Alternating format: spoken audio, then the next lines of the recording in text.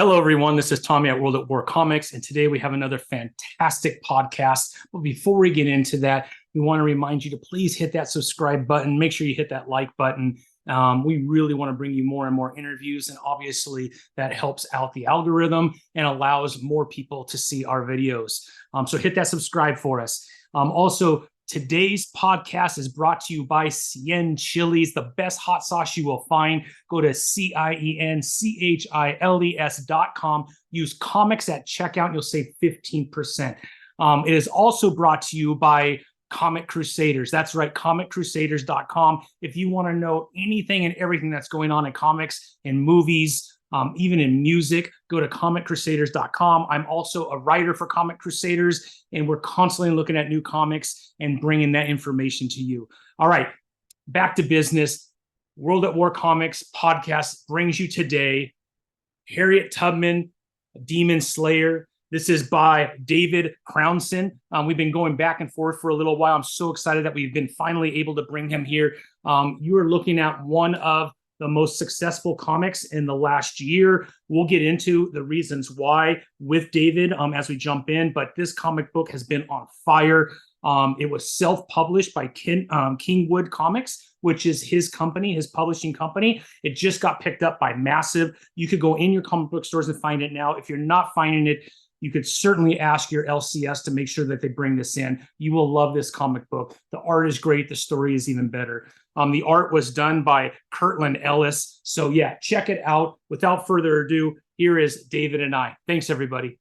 Well, hello, everyone. Welcome to the World at War Comics podcast. Today, I have Mr. David, creator, writer of Harriet Tubman Demon Slayer. So excited to talk to you, my friend. I read your comic, I don't know, maybe a year ago.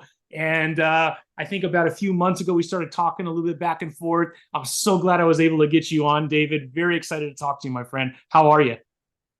I'm good, Tom. Thank you so much for having me. Yeah. Appreciate it. Man, this is going to be fun, man. We kind of had a great conversation going right before I hit record about where Mhm. you're at now. And I don't think people realize like the success you're seeing right now, what built up to that. So what I would love to do is go back a little bit, talk about how you got into comics. Did you grow up around comics? Is it a new format for you? And then we could get into Harriet Tubman. And I know you have other creations that you have as well under Yeah. Kingwood. So maybe let's go way back. When's the first time you got into comics, David? And do you remember the comic that you liked the first? Yeah, I think Nice. the first comic I think it started when I was 6 years old. Nice. And my dad used to, basically get newspapers, and the back of the newspaper had like comic strips, and I would always read like, Heathcliff, Peanuts, Yeah. Curtis, um, the yeah, I would just read those. Sure. And I think the very first comic book that I got was the graphic novel collection of The Death of Superman. Oh, wow. And that was huge because they treated it like because again, like now when someone dies in a comic book, we're all kind of like whatever. But Yeah, like yeah, that was like a big deal, for or when sure. that happened, it was like they killed a person. Yeah. I think, and usually comic books are really ginger with Yeah. death. Yeah. Like I think the only other person who had died was like in comics that was it was a significant cultural thing was Jason Todd had Yeah. died maybe 6, 7 years prior, Yeah. and that was like huge. Like they killed Robin. Yeah. Technically, well, technically, like on for those listening, whatever your age group is, it was a national. It was like a nationwide thing when Yeah. Robin was killed. It was like there was an explosion and you had to dial a phone number on collect. If you wanted Robin to die, you dial this number, and if you want Robin to live, you Yeah. dial this number. And an overwhelming amount of people called to like have Robin killed. It's Morbid as done. hell. So, uh, but yeah, Death of Superman was the first book I read, and I really thought, oh my God, that's the end of Superman.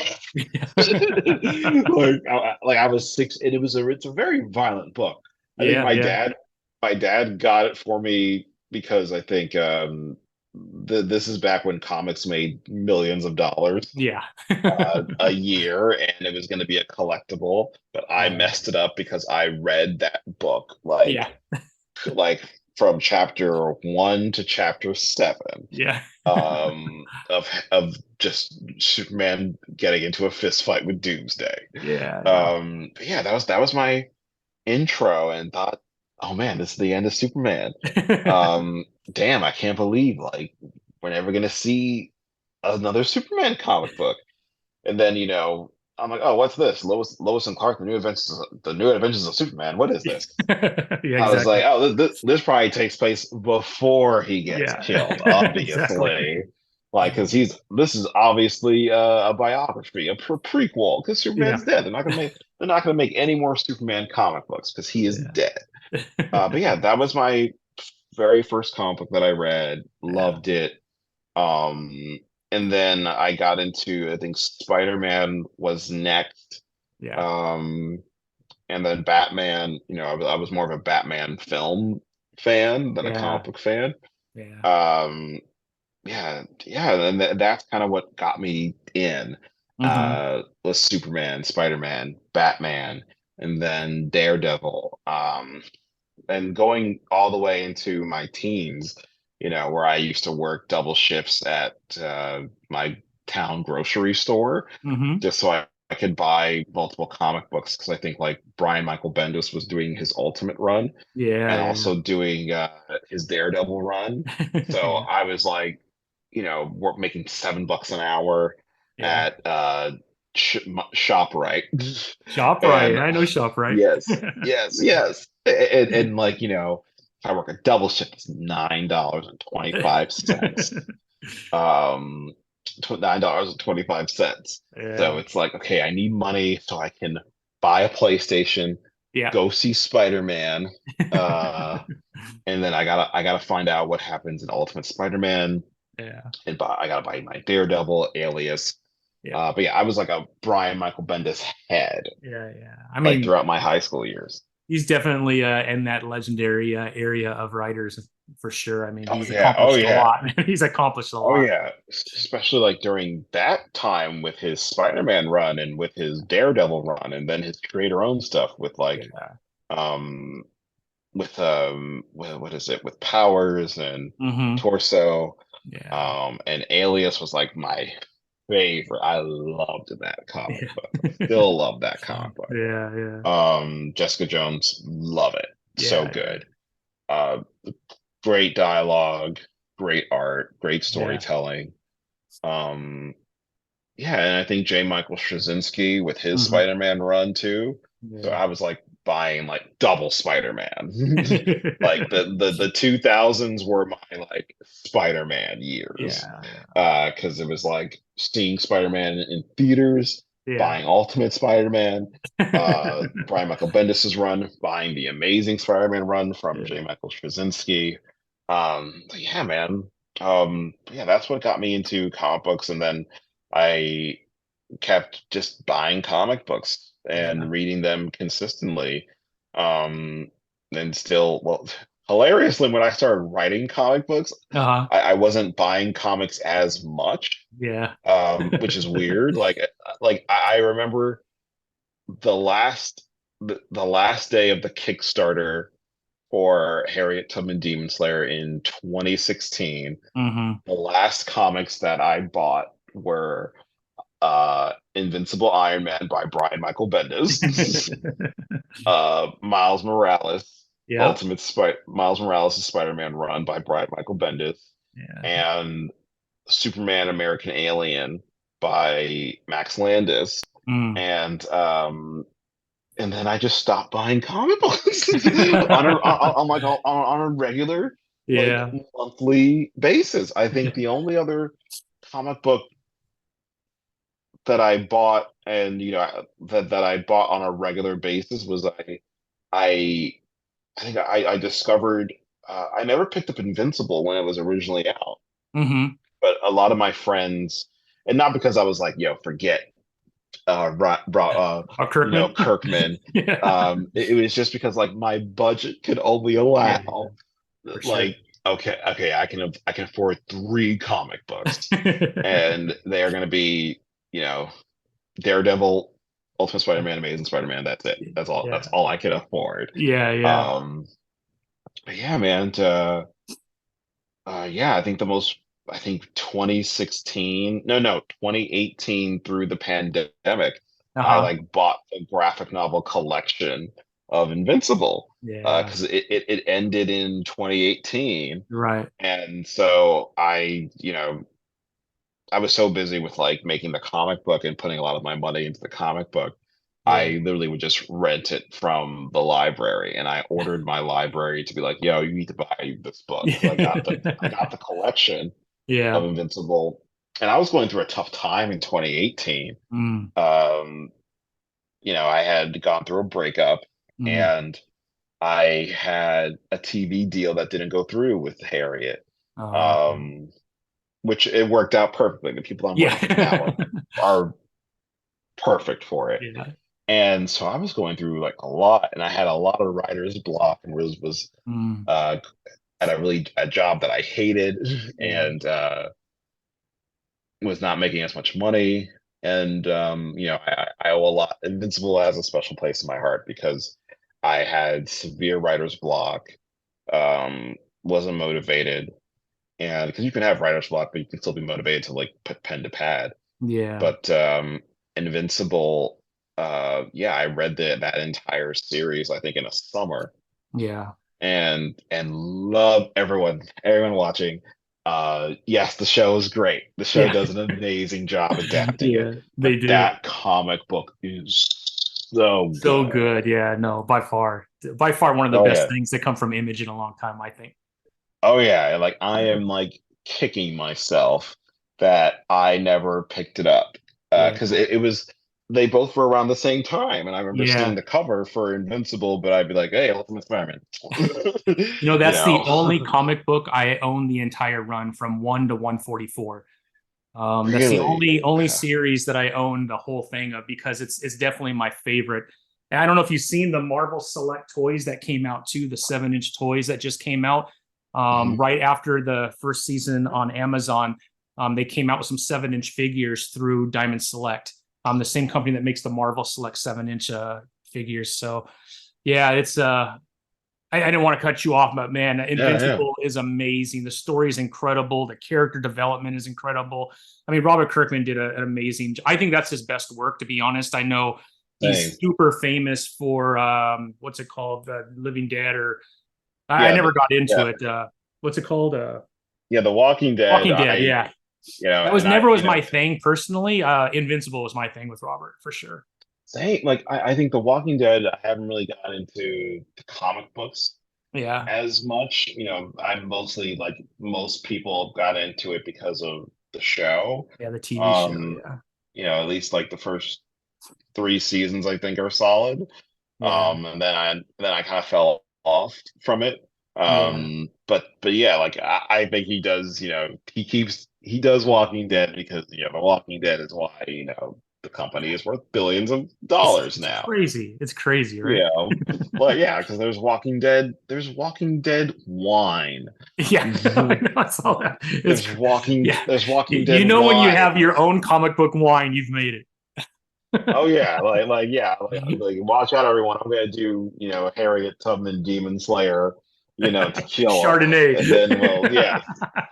and then we'll see it. But yeah, like I just feel yeah, like that whole entire like my friends were just like who have been like hardcore like you who have had Invincible from issue one in Mhm. 2003 to when Yeah, it ended in like what was it, December 2017. yeah, And then I was like, oh, I just read it all in the summer. yeah. And they were just like, he's like, you son of a To be and honest, then I read it through the Compendium. So, oh, they're up there.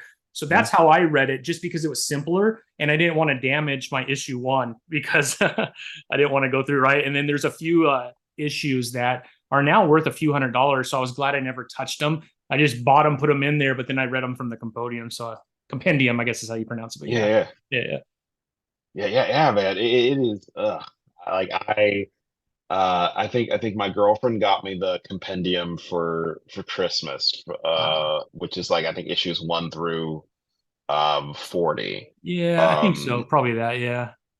but yeah, it's like, but that like it, I owe a lot to that comic book because it like rebirthed me Hmm. in a way.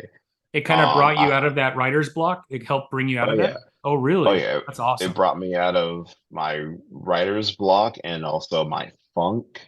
Wow. Um, because yeah, it just brought me out of it. Like there's even like there's you have to look for it, but like Yeah. I do what is it? I do a an ode to Invincible in one of the issues of Harriet.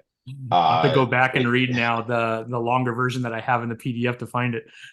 oh yeah, it's in it's a very it's taken from a very like violent issue of Invincible, and uh yeah, I think the artist, I said, hey, reference this Yeah.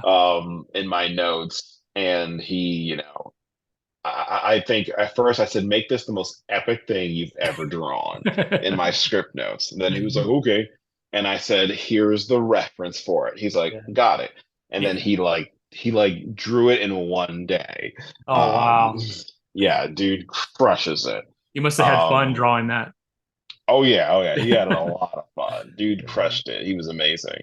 But Yeah. yeah, so um yeah, that comic book fan my entire Yeah. life, Yeah. loving comic book stories, loving Hmm. comic book films, you Yeah. know, going to the movies to see comic book movies. Yeah. When Chris Nolan was announced to direct a Batman movie and write it, I'm like, oh, this is gonna be solid because I was a big fan of Memento Yeah. He's and awesome. yeah, like and a few other things. So I'm like he's gonna crush it.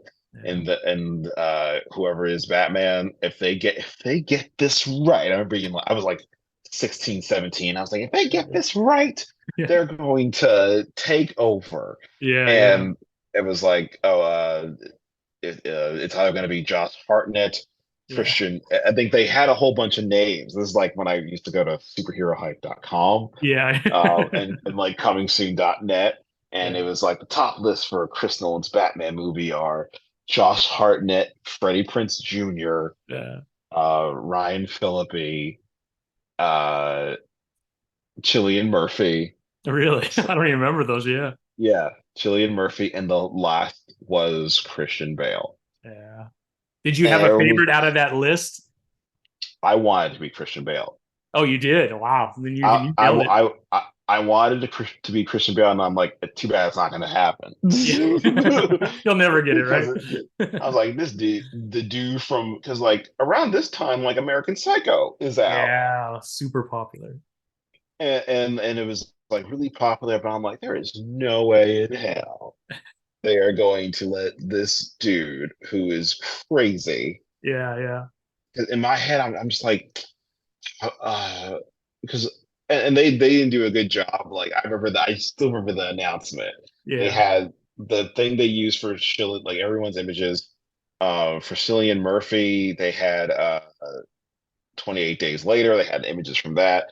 Josh Hartnett, they had like a bunch of cool pictures. But the picture they decided to use for Christian Bale was from like a musical he did. Really? And I'm like, Did not yo, do him like, justice, huh?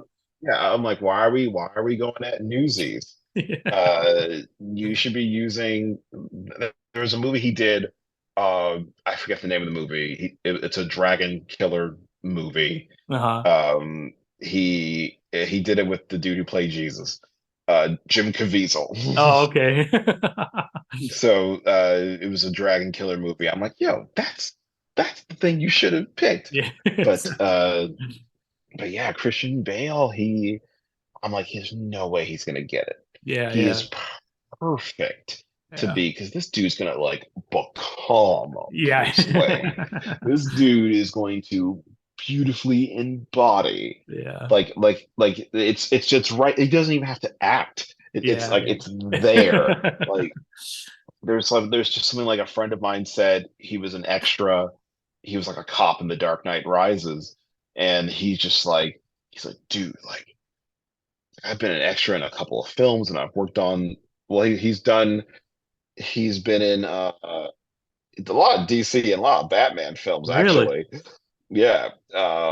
He I can't say his name because he'll get in trouble. Yeah, yeah. But he did Dark Knight Rises. No He way. did uh Justice League. He didn't get Batman v Superman, but he did Justice League Yeah. and the Batman. And he's like, bro, no one has given me chills that Yeah. Christian Bale. Yeah. I was like, word. I don't know, man. There's something like, he's like when, because he usually plays a cop in Yeah. things. He's like Christian, just like he like walks in and he's the like there's like a focus Yeah, and yeah. like I looked right at him, and when he's looking at you, he's like looking at you Right through you as almost, huh? that, yeah. Oh yeah, and he's just like, it's like, oh shit, it's Batman. And I was like, yo, so what's Ben Affleck like? It's like, it's weird because like he's really tall, but he doesn't have like, Christian Bale kept the voice. Yeah, yeah. When he and first, like you would think like, oh, like this is a joke, you Yeah. know, and then he comes off and he's like, he takes off the stuff and then he's like, hello, hi everyone, he's all British and shit, and it's like, what the fuck? And my friend got to Yeah. ask him like, it's like, yo, so why do you keep the what's up with that? And he's like, well, I just feel like, and he had a whole reason. He's like, I think it's even more intense if I like don't even talk to you. I think it puts me more in a thing if I'm just Yeah. like being this guy and I'm Right, right. talking to you as this guy. Yeah. And when I put this on, I'm not just putting on a bet. I have to become an animal Yeah. with it. And That's he was just amazing, like, huh? he's like, Jesus. Like, Ben Affleck and Robert Pattinson, respectfully, just kind of Yeah. like, when they're not filming, they're just like goofing around, chilling. Yeah, yeah. Um, but he was just like, oh man, it's so cool because Ben Affleck, he's so tall and big, and like broad, Yeah. and like Christian Robert Pattinson. It was just funny because I thought, oh man, this is gonna be bad because he was like laughing and goofing around. He's like laughing and goofing around in that bat suit, Yeah. and he's just like, oh no, this is gonna suck. And my friend he's an extra in the spoiler for the Batman, the beginning of the movie. Uh-huh. Um, and they yell rolling, and this dude like put it on. I really enjoyed the Batman. I thought Robert Pattinson did an amazing job, but also all the other characters just uplifted the entire movie. I really Yeah, it's in my top of Batman movie. Obviously, Christian Bale and that trilogy is there, but yeah, Robert Pattinson is right under that, man. I think he did a really good job, and I'm super excited for the second one, knowing Clayface yeah, is going to be in it. I mean, it's going yeah, to be pretty dope, man. Even Robin is going to make yeah. a Robin, quick Robin and appearance, so Clayface. yeah. Yeah, We'll see what happens. yeah, I think that quickly he became, because I'm like, that's the longest we've seen Batman like on screen. Yeah. Like maybe we don't have a lot of Bruce Wayne scenes in that movie. No, we don't. That's right. Just a few Yeah, when he is in his mansion, right?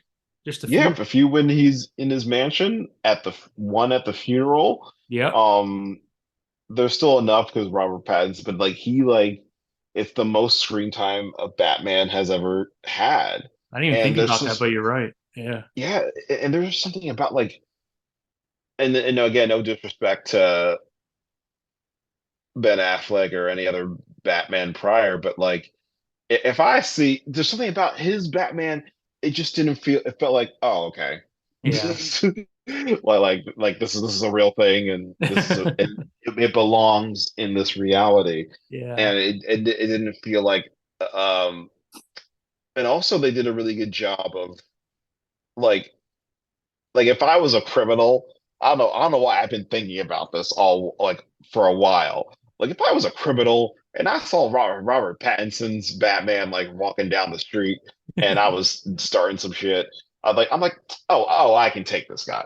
I would Yeah. I would try it. He would Yeah. whoop my ass. And all of my friends, I don't know if I can cross on this. I'm sorry. No, you're good. You're Um, good. Yeah. okay, I'm like, oh, he's gonna whoop me and my friends' asses. If I saw Ben Affleck's Yeah. Batman, like Batman v Superman, Ben Affleck, I'm like, nah, I'm gonna He's get a huge, job. man. He's huge. I'm like, why is there crime? Yeah. Why is there crime in this Uh, city? You know, Christian Bale's Batman. No, I'm not gonna attempt it. Like Robert yeah. Pattinson's, I'm like, you know what? I think I can whoop his ass. Like, like, because that whole movie, everyone's trying him. Yeah. Even Yeah. like when they're in the police crew, like they're Yeah. all like, Everyone. they're like, dude, what a I think I can whoop his ass. Oh no! Yeah. And then, Exactly. you know, like people aren't like really, but no one's afraid of him. But it's just a thing of like the film does such an amazing job. Where they're just like, Yeah. you know, when Batman like walks by, it's like, ugh, he gives me Yeah. the creeps. Ugh. Yeah. It's like just sends a chill. It's like, ugh, Batman gives me the creeps. What a freaking freak. Like I'm trying to do my job, and this random dude who literally blends in the shadows. Yeah. Yeah. Like there's a funny scene at the beginning of the movie where like forensic dudes, and he like bumps in the back, and it's Yeah. like, oh, you can see why, because the Yeah. dude's like quiet and like in the dark. I'm like, Batman gives me the fucking creeps. Fuck this dude. Uh, Yeah, I agree, man. I yes, agree. it's very good. Robert Pattinson crushed him. Very, very excited for the I sequel. think I'm so. very excited for a Robin. Yes. Also, really excited about everything. Sorry, tangent on DC. Really No, it's excited good. about really excited about what I've been thinking about, like what James Gunn will do Yeah, yeah. I think he's getting a lot with of his. heat, and it's a little unfair. I mean, the guy really hasn't started, and I know he's Yeah, every movie he keeps saying, "Hey, this is going to be great." What are the guy supposed to do? He works for DC. He's not going to trash his own yeah, movies. So I don't know. I would give the guy exactly. a break, man. He doesn't start till 2025. Let's get through the rest of this DC. We all know it doesn't matter. But dude, I actually liked Blue Beetle. I thought Blue Beetle was actually really good. But man, I'm sad that it didn't do as well in the theaters. What's going to happen is it's going to go Yeah. on Max and it's going to blow up on Max, and Oh everyone's yeah. gonna be like, "Oh, this is really good." I'm like, dude, you should have saw it in the theater, man. It's incredible. Oh yeah. Oh yeah. Me and my girlfriend, we saw Blue Beetle and we both enjoyed it. Yeah, it was And fun. I think my girlfriend, controversial take. Yeah, Um, I really enjoyed I really enjoyed the Flash. I really liked it. me too. Yeah, I Um, enjoyed it.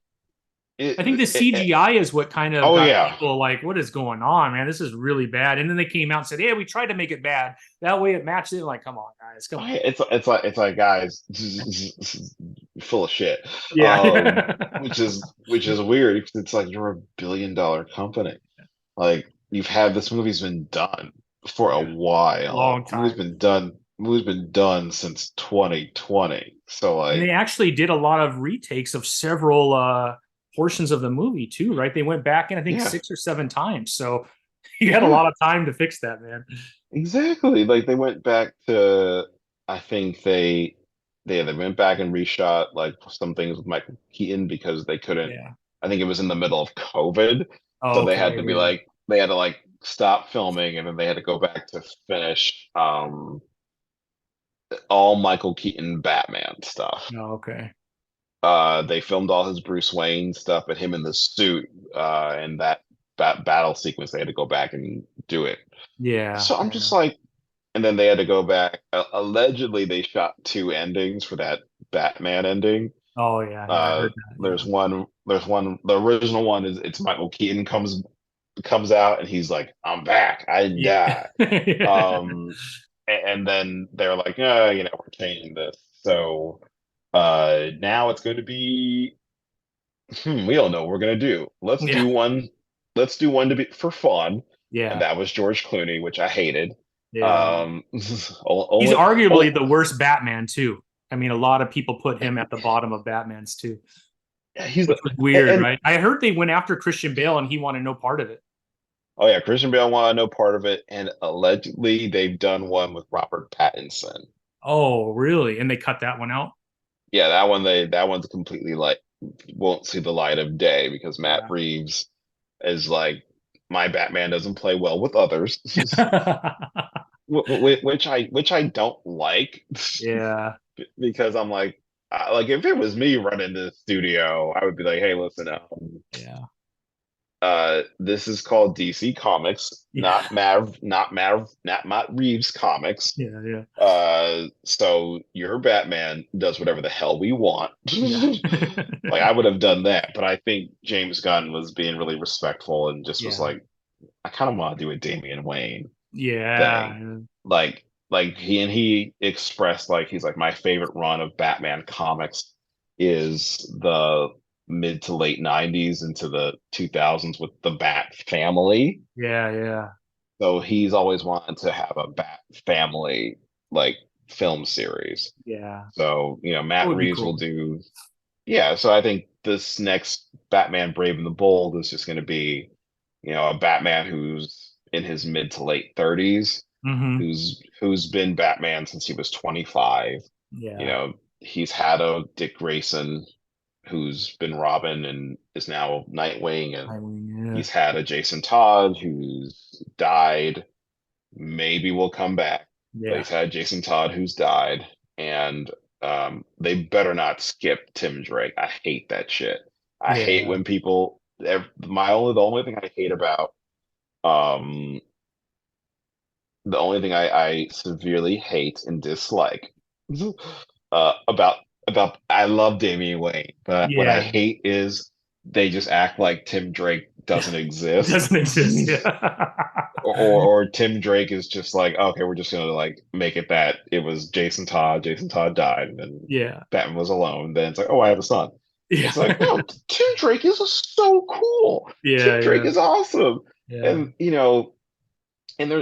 DC, they've been trying to figure out what to do with Tim Drake, and they just keep failing with Yeah. it. I think they haven't known what to do with Tim Drake since like 2002. It's Yeah. like, all right, he's dating spoiler. He's not dating spoiler. Yeah. He he's gonna try and become Batman, but he's not gonna be Batman. But he really wants to be Robin, which is the most compelling thing. It's like Yeah. he's out of everyone, he really wants to be Robin. Yeah. Yeah. He's not trying to be Robin so he can become Batman one day. He's Yeah. Yeah. like, yeah, when I'm 50, I'm still gonna be Robin. Yeah. Like that's how hard this Yeah. man is going for it. Yeah. And then Damien comes, and then Robin's like, "What about me?" And Yeah. he's like, "You will now be Red Robin." I'm like, Yeah. "What is happening? What is going on?" And I don't care that he's, you know, DC rant again. I don't mind that they've decided to make him bisexual. I Yeah. think Yeah. Jason Todd would be more compelling if they Hmm. made him queer. In my Hmm. humble opinion, I'm like, I was like, it should have been Jason Todd Yeah. Yeah. because it would make they've already for 30 years this character has been straight, and they just it felt disingenuous, and they just decided to do it. Yeah. Jason Todd, when he comes back and he's the Red Hood, then he has his villain arc, and then he's back to being a good guy. Yeah. He's still like shrouded in mystery. We Yeah. still Yeah. don't know a That's lot true. about That's a good point. this Yeah. guy. Yeah. So I'm Yeah. like, if he came out of the closet, it kind of makes more sense because it's Yeah. like I think you're right. we don't know anything about this Yeah. No, guy. like Tim Drake, we knew a lot about, and gay was the last thing I would have kind of put on him. Like you don't Mhm. see that in any of the comics. Even him and his best friend are having a conversation. I can't remember what issue it is, but they're talking about girls and how hot they are. So it seemed like it was a little forced. But to Jason Todd, to your point, he's so mysterious. I mean, it would have fit. It would have made a lot of sense, right? And I think they could have gone in a really cool direction with that as well, too.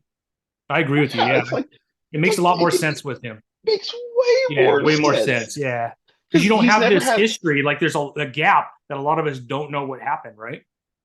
exactly even like he still is. active as the Red Hood and a part of the Hmm. Batman family, but he doesn't live Yeah. in the mansion.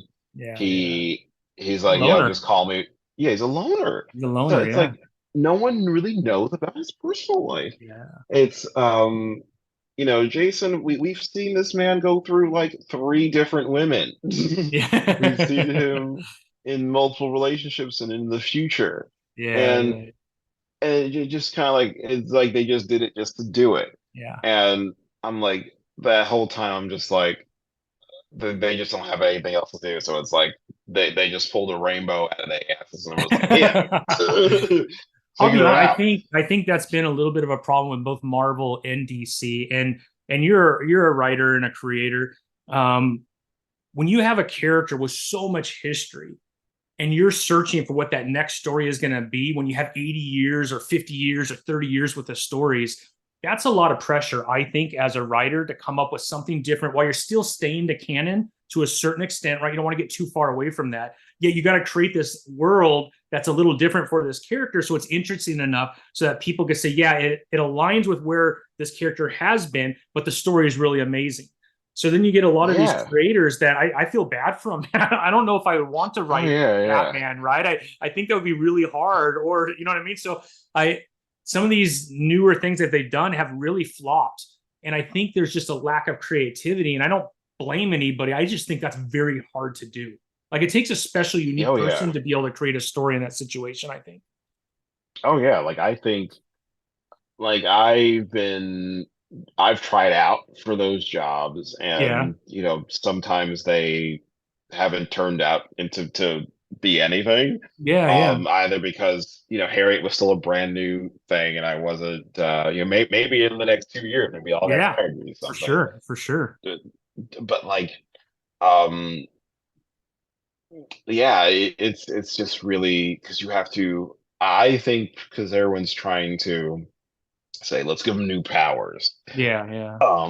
Um, let's give them, let's make their sexual orientation this. Let's make Yeah. their race this. Yeah. Um, when I think the most compelling thing you can do is still take the essence of that character and the status quo of that Hmm. character, Right. and they're used to getting a certain thing, but let's not give them that thing. Yeah. Yeah.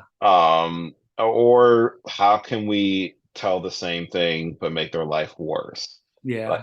I think the best thing I've seen, um, where the character is still different, but it's still that character Hmm. organically growing. Yeah. Um, and I think they gotta go back to it. Like if I Yeah. was doing Spider-Man, I'm like that I would keep Peter Parker a substitute high school science teacher. Yeah. Yeah. Uh, I think that they did it for a little bit in with the J. Michael Straczynski run. It was something he just came out with. Yeah. Um, and it's like okay, he's still in high school. Yeah. He's still in high school, but he's grown, and he Yeah. still has to. He might get bullied and deal with like the gym teacher that's annoying. He still has Yeah. to grade papers, and he's Yeah. not even like a full blown. I think they made him a full blown science teacher, but I think if I were to, there was something I was going to do for fun with Yeah. Marvel. I had a thing called Spider-Man 30, um, That's awesome. wh where it's like it's Peter Parker, but stories he would tell you Yeah. about him being Spider-Man in his 30s. And I just had it that rent goes up, he loses his job, and he has to move back in with his aunt. Yeah. And his aunt knows he's Spider-Man, Yeah. and it's a whole thing. And she's, his aunt's making fun of him, just like he's like, yeah, I can't believe you can't afford rent. Rent's only like $300. He's like, Yeah. my rent's $2,000. Yeah, exactly. She's like, what? And Yeah. I'm Yeah. a teacher and a photographer. Yeah. And it would And I'm a work too part. because Spider-Man has always been about Peter Parker too, right? Like the things that he goes Mhm. through, the relationships, the environment that he grows up in. I feel like a lot of attention for the life of Spider-Man, at least Peter Parker, has been his daily life, right? Obviously, there's a big part that's Spider-Man, but I don't know of, and I think that's why he was so popular, right? Is that relatability that he's going through things that you Yeah. could say, like, I go through that too, right? And I don't know too many other characters. where it's that prevalent within the character that you could relate to so many different things. And it was that humanity that made Peter Parker who he was and made Spider-Man so popular, because Spider-Man is just like the complete opposite of what Peter Parker is, right? He's strong, he's confident, he's powerful, he's decisive, he's all these things, which is not Peter Parker when he's not Spider-Man, right? He's fumbling over his words, he's nervous, he's all these different things, right? I love it. I think that's a great idea. Yeah, and just like I don't want him to be. He owns Parker Industries and he has his own tech suit and he has all this. It's like, no, that's Now not he's the Batman. guy. Yeah, not even. He's Tony Stark now, Yeah, and exactly. I never liked that run, and Yeah. they're still trying to figure out what to do with them, and I'm like, Yeah. they've tried to give him kids and they've tried to make him married, and they tried to make it that he works for the police department in forensics. I'm like, oh, that's the Flash. Yeah. Like the dude would be a high school science teacher. Yeah. He would try to be, I don't think he of course he would want to be like a Tony Stark type, but Yeah. life keeps happening with Yeah. the He always Spider-Man falls stuff. short, right? He always falls short on the Yeah, Peter and Parker like, side of it, right? and I think, Peter Parker, I think the Spider-Man 30 thing would just be about him moving out of his aunt's place after. I would have it set canonly in the Marvel universe where, Steve Rogers, like I would make Tony Stark president of the United States. And I would make it that the, Avengers kind of, no one really talks to each other. Yeah. Matt Murdock is a priest, Yeah. Makes sense. part-time. Yeah. Um, still does the lawyer Lawrence thing, thing. Yeah. Yeah. but um, and I still have it that he's a high school science teacher. Yeah. He's still like amazing with the like Spider-Man stuff, and Sure. I and for Spider-Man 30, he's not with Mary Jane. I never got it. I'm like, movie star with the science geek. Nah, he would probably date, or maybe they were. I never saw that relationship going long term, Yeah. Yeah. because it's like she wants to be a movie star and do her thing. Yeah. So she becomes, a Jennifer Lawrence type big movie star and moves to LA, Yeah. and he's in New York, just Batman and slash Spider-Man, and then he ends up dating this doctor, Yeah. who's like, 'cause he lives in New York. She's like a Nigerian doctor at a medical center, and they're hitting it off. And I had a whole thing that her brother is like a supervillain type of thing, and Yeah. That'd be yada yada awesome. yada. But yeah, they would just be stories that Peter Parker would tell you if you were hanging out with him at a diner. Yeah. And I'll have to see if Dan Slott's ready to hang it up, man.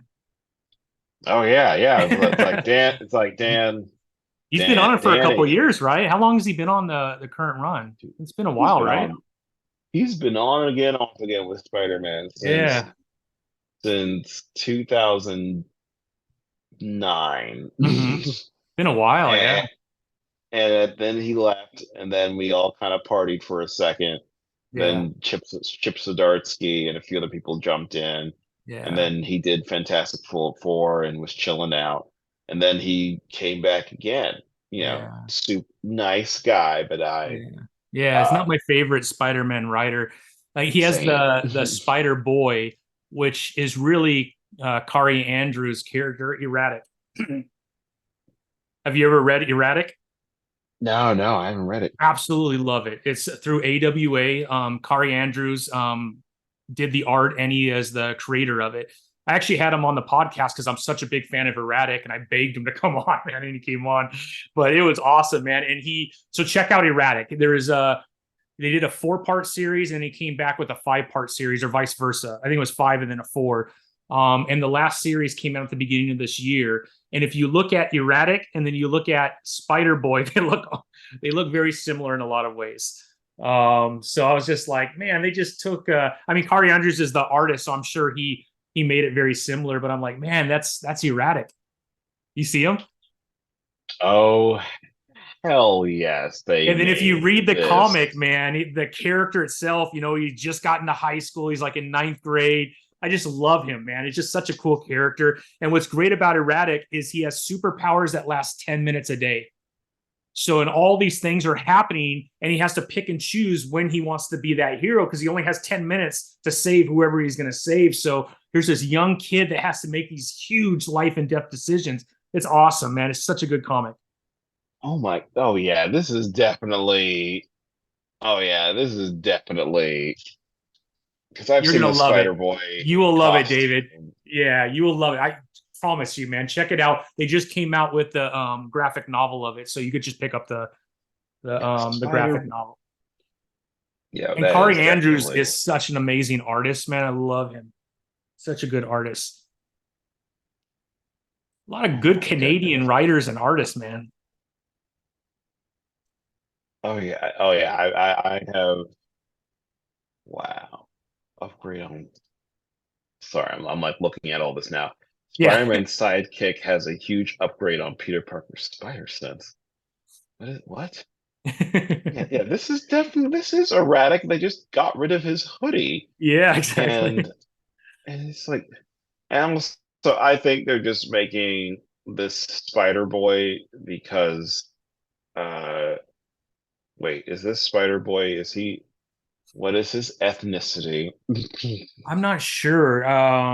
That's a good What question. is I'm not his? 100% sure, but he's kind of like a sidekick for Spider-Man, which I don't like either. Spider-Man is a loner, and it just doesn't make sense that he would have a sidekick following him around everywhere. Yeah, like because I suspect that they are only making this character because they are trying to dissolve uh they are trying to dissolve Miles Morales. You think so? Um because it's like Because Miles he isn't he a Morales right side. now is got to be the most popular character in Marvel right now.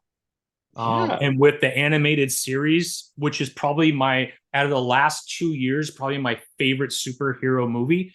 Both of them, he killed it. And the way that this last one ended almost gave me a heart attack. The way it ended, like you can't end a Oh movie yeah. that way. You just can't do that. It's got to be illegal, Oh man. yeah. Like for three Oh days, I yeah. was just like, oh, it just heartburn and everything, man. Oh yeah, I my if friends. they if there will be an uprising by a bunch of people if they try to get rid of Miles Morales because they're killing it right now with Miles, literally killing it. Oh There's not yeah. a better movie that Marvel's putting out in series or 4 and 5 of Marvel movies have not hit it on any level so far. So Miles Morales is the only thing that's really made the money too. Oh yeah, I think yeah, Miles Morales is like the character crushed it when it first came out. Yep. And then they said, oh, we're gonna make an animated movie. And, oh, that's gonna do well. But then it turns out it's one of the best, not only one of the best Spider-Man films, it's one of the Incredible best comic book films. for sure. So it's like you have to. Have to, yeah. I'm like, what's the motivation of this Spider Boy thing? Like, Yeah, that's a good question. I would like to know what their motivation around that is. I mean, obviously, the every creator wants to create their own character, and that way it gets put into canon. And I'm sure Dan Slott has been Mhm. thinking about this for a while, but I just don't understand how he plays a larger role within Spider-Man long term because it just doesn't fit the character having a sidekick. I don't know. Yeah, I'm yeah. not I a think fan of that. the only thing they've done as far as giving Peter a sidekick is before they were like, okay, Miles can only exist if Peter Parker's dead. Yeah, But it's like, hey, these Tom Holland movies make billions of dollars. So yeah, we're gonna make Tom Holland sign a 10 to 15 year contract where we're gonna yeah, have our college trilogy and then yeah, yeah, our adulthood trilogy. So figure it out, comic yeah, books and video games. yeah, yeah. So I think they decided to make it that, they merged both the Amazing and Ultimate Universe. Yeah. And then it was like, Peter Parker is, alive and well in his late 20s. Hmm. And Miles Morales is there. And Yeah. they've made it that Peter is, training. Hmm. Miles to, Yeah. be Plays more of that great. mentor role now, right? Yeah, yeah. Yeah. And I was fine with that. I'm like, all right, Hmm. cool. Like, Yeah. awesome. Dopeness. That's technically his, not even his sidekick, it's his partner. Yeah, I So mean, the sense that I get is that he's not a sidekick at all, right? They have completely different roles in how they handle things, but Peter's there for him when needed. That's kind of the yeah, feeling I've yeah. gotten so far, right? Because again, neither of them should be there's a sidekick. I don't think belongs with Peter Parker. Like the whole history of Spider-Man, he's been a loner on purpose, right? And even like the Mhm. Avengers, right? Even though he's technically part of the Avengers, he's really not on one side too, right? He's there to help, but I feel like he's always been his own man. Yeah. And like for the Spider-Man 30 thing, I had it Yeah. that like, Peter is just like a freelance, high school science teacher, and he gets a job at Brooklyn Visions Academy. Yeah. And he really needs this job Yeah. because it's a charter school, so it pays more. Yep. And it pays more, and he can also either live on campus or just get Yeah. his own place. And I think he decides to get his own place because it's like, I can't have kids see me hook up with women. So he gets his own place, and the job pays well and has dental and insurance for Peter, Yeah, yeah. and he's really excited about it, and he's aware of Miles. But there's a thing where like, I think I wrote this scene where like Peter is like trying to grade papers, and Hmm. everyone's kind of chilling out, and there's like a news report of something happening with like Rhino like Yeah. destroying something in Times Square, and Peter's just like looking at Yeah. Miles, and Miles is like looking at him, and he's like, bro, working. You're Yeah. just goofing around with your friends. Like, go do the thing. Yeah, yeah. And it's just like, you do it. He's like, grading papers. I can go, but like, Yeah. I'll be there as backup. Yeah, You, yeah. you know what to do. Yeah. And so it's just them having their back and forth. And Peter's like, I'm an adult. It's like, come on. But he's like, but Miles is a kid. Yeah. He needs to like be a kid and Yeah. like have those years where he gets to have fun. Because Peter kind of was realizing like, I didn't really have fun. Yeah.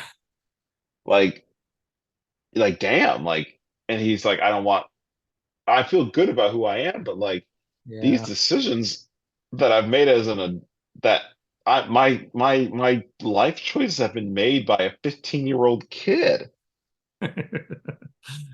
Yeah. And now I'm a 34-year-old adult with Yeah, no yeah. dental insurance. And I love it. I have $18 in my bank account because a 15-year-old made a stupid ass choice. Yeah, yeah.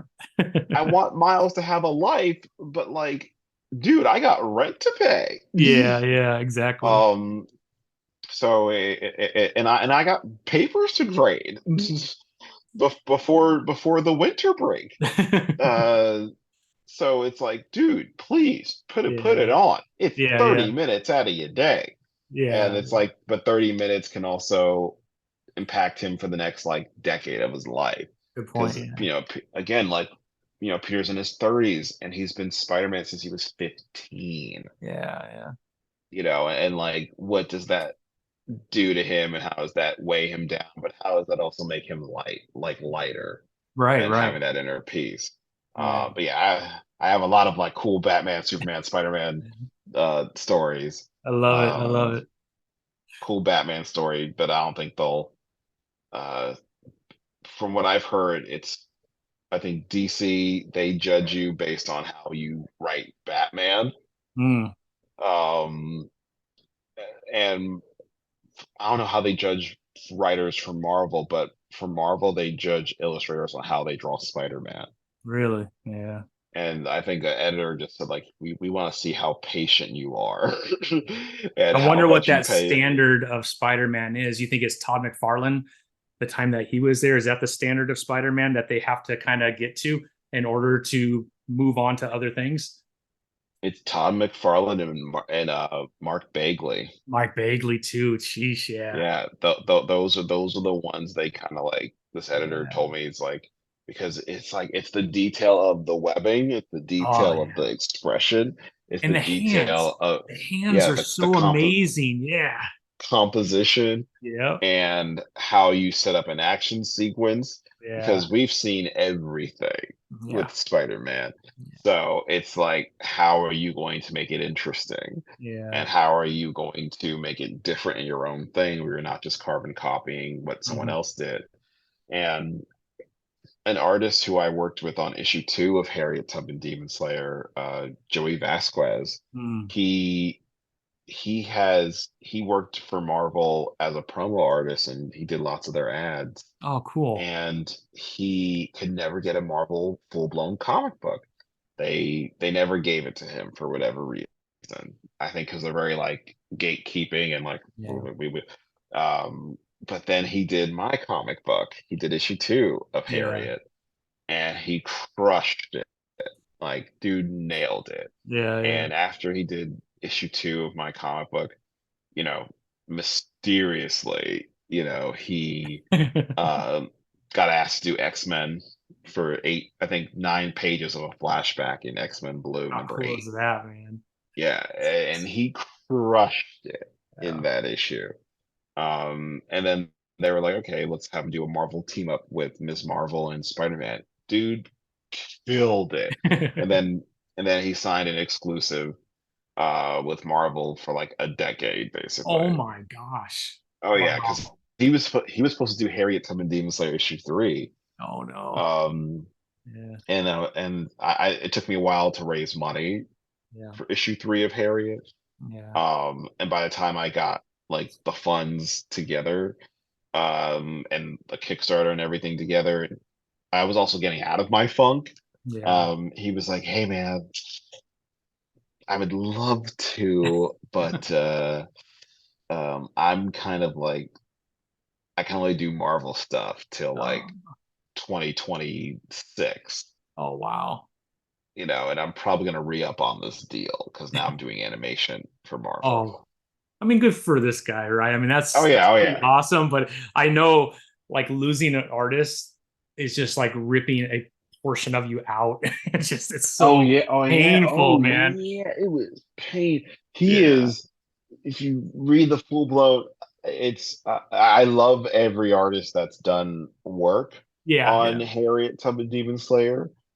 If someone had a gun to my head and I had to choose which is my favorite, well, it might be because of my experience, like of the time, but issue Uh-huh. 2 holds a special place in my heart. Yeah. Because that's when I was like, because the first issue of Harriet, I'm kind of just doing it for fun, Yeah. and then issue 2, it's like, oh, I have to do this now because I had just raised the money on Kickstarter. Yeah. And Cortland, who did issue 1, he couldn't do issue 2, um, so I had to find a new artist, and I had raised the money on Kickstarter, and I asked, I think Joey was the first person that I asked to draw Harriet Tubman Demon Slayer.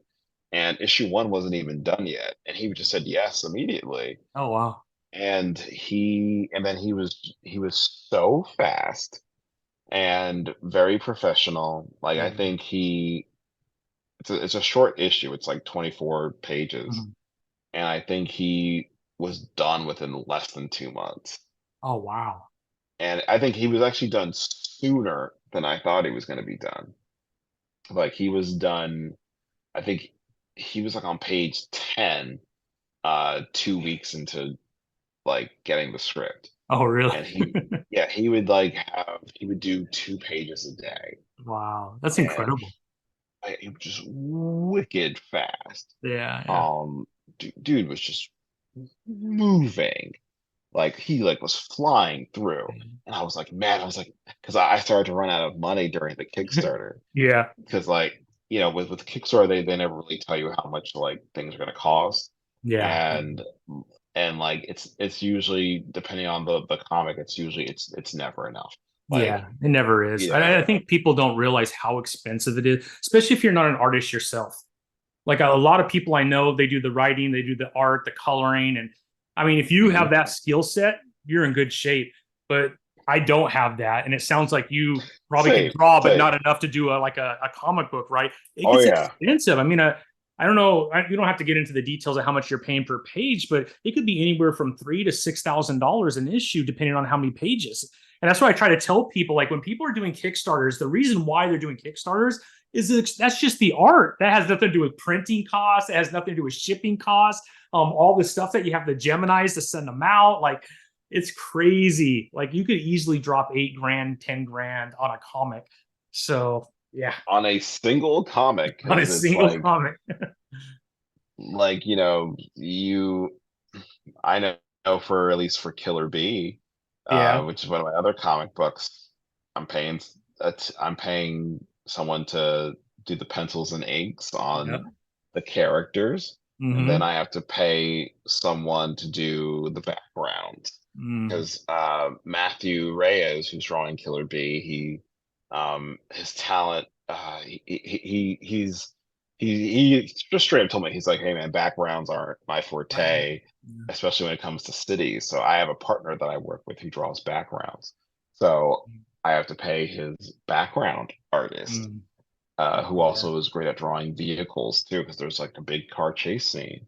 Oh, And okay. then, and it's one of the most expensive comic books I've ever done. Mm. Um, and I also, on top of that, I have to, because we haven't even, he's not coloring it, so we have to pay a colorist. Yeah. We have to pay a letterer, Yes. Oh my like goodness, there's, man.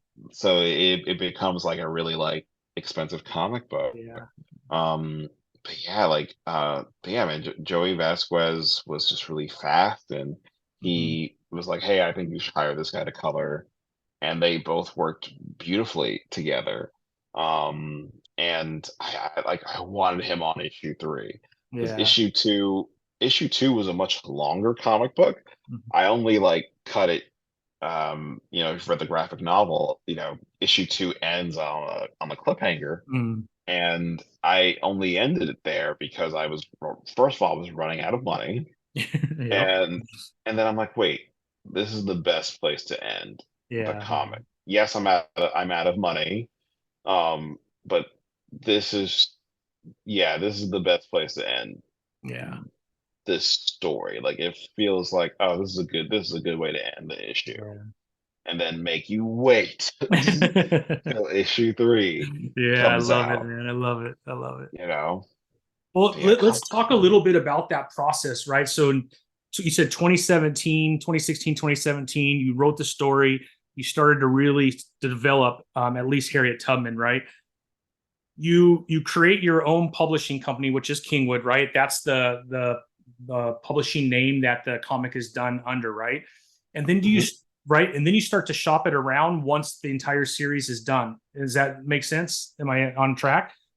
Yes, a little bit. Yes, so it's Yeah. 70%, Okay. 80, 90%. Yes. Like Okay.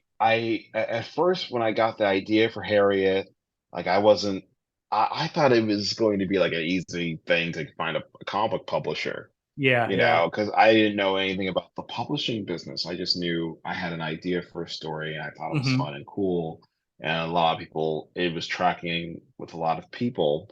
Yeah. And, I did a lot of research on Harriet Tubman and read this book called Words for Pictures by Brian Michael Bendis. Mm. And then when I had the idea for Harriet Tubman Demon Slayer, I kind of was like, okay, it's slavery, but there's a lot of paranormal stuff. But I don't want it to be like a bogged down, sad drama. I Yeah. want I want this to be a fun thing to read, Yeah. but still I want to take slavery seriously. Right. Yeah. But I don't want it to be too bogged down. I'm like, I got it. It's Django Unchained. It's Buffy the Vampire Slayer. Sure. Yeah. That's the tone I'm gonna go for, but still Hmm. grounded in Harriet Tubman's true life story. Mm. Um, so I thought, okay, I have a comic book idea. Let me pitch it to Dark Horse, and they're just gonna say yes, and it's gonna be easy. That's not what happened at all. Um, I think they just ignored it when I Yeah. emailed it to them. Yeah. And then because Dark Horse was my main focus, because I had this idea that I had this idea that I had this idea that I wanted to have Harriet Tubman Demon Slayer take place in the same world as Mm. Buffy. Oh. And I was like, okay, I can make this a prequel to Buffy, and Dark Horse owns the publishing right to Buffy the Vampire Slayer at the time. So I'm like, Mhm. oh, like this will be easy. And I had a whole outline, a whole business plan for it, and they were just like, pass. And I'm Yeah. like, Ugh, and then I'm like, okay, maybe. And then I was very obnoxious during this time because I had no idea what I was doing. sure. Yeah. So, I feel bad for all the editors that I dealt with. I literally would call Dark Horse. Mm. Like I've found their number, called them directly. And I was like, what do I need to get my comic book published with y'all? Yeah. And they were like, okay, make at least 3 issues and we'll think about it. Yeah. And I said, done. And then I Yeah. did the Kickstarter, and then I raised over 20 grand on the Kickstarter. Nice. So I'm like, hey, guess what, guys? I made 20,000 on the Kickstarter. Uh, So you're gonna publish this now. But like publishers, I think they only move if there's like millions of dollars yeah. on the line. Mm. Or if hundreds of thousands of dollars are on the Right. line. Right. For them, they're like, okay, it's his first Kickstarter. He made 20 grand. He's never written anything before. Because I'm now, as a dude who owns a publishing company, Yeah. I'm looking at it from their end. I'm like, okay. So I was very annoying and obnoxious, but I just really wanted help, and I had no Yeah. idea what I was doing. Yeah. Yeah. So A lot of passion, though. A lot of passion. oh yeah, a lot of enthusiasm, Yeah. a Yeah. lot of passion, a Mm-hmm. lot of energy, and really focused. So I said, okay, I'm going to publish this. Um, so of course, I'm going to make the first issue, and the first issue was done, and issue two, Joey had done the first 15 pages. So I was like, hey, here's issue one, and it's done. Yeah. And we have this amazing artist, Joey Vasquez, Yeah. and so y'all are gonna make it now, ain't you? You regret not Pass. taking me when I called you, man. Oh yeah, oh yeah, oh yeah, oh yeah. And I think it wasn't until 2019 when I did the second Kickstarter is when they started to take me seriously. Yeah.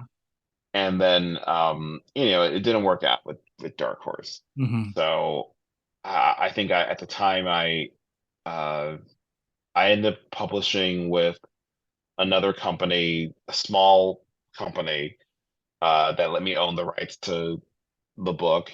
And they were a comic book company, but they had never published comic before. Uh, Um, and it was a big mistake that I kind of they had lots of followers on Instagram, but they had never published or done retail stuff with comic books. no. I just was with them because they had a big Instagram page. Yeah. Um, and that company was kind of I won't say the name, but it was not a positive environment. Mm. And I was just like, I should start my own company. Yeah. And my friend Sebastian Jones at Stranger Comics, he's like, dude, you've been doing this since 2016. You've done everything a publisher does. You Yeah. Yeah. financed your book, you market your book, you Yeah. write your book, and you do all the distribution and printing yourself. You cover and run this yourself. Yeah. And Sebastian owns his own company and writes and produces his own comics. Uh, And Sebastian does really well on the sales end. He just was like, dude, I think you should start your own publishing company. And at the time, there was 3 other big name indie people that I was in talks with, yeah. and I'm like, because starting your own company, it just seemed like it was a lot of work, Yeah. and I was kind of like afraid of that work taking me away from the creative. Yeah. So I was very much like resistant to it. But I think it was in 20, like the pandemic happened and the lockdowns happened, and my offers kind of fell through. Yeah. Yeah. And I took his advice seriously. And I said, okay, I'm going to start my own company. I'm going to name it after my old town in New Jersey, Awesome. where I first discovered comic books. I'm going to call it Kingwood, That's awesome.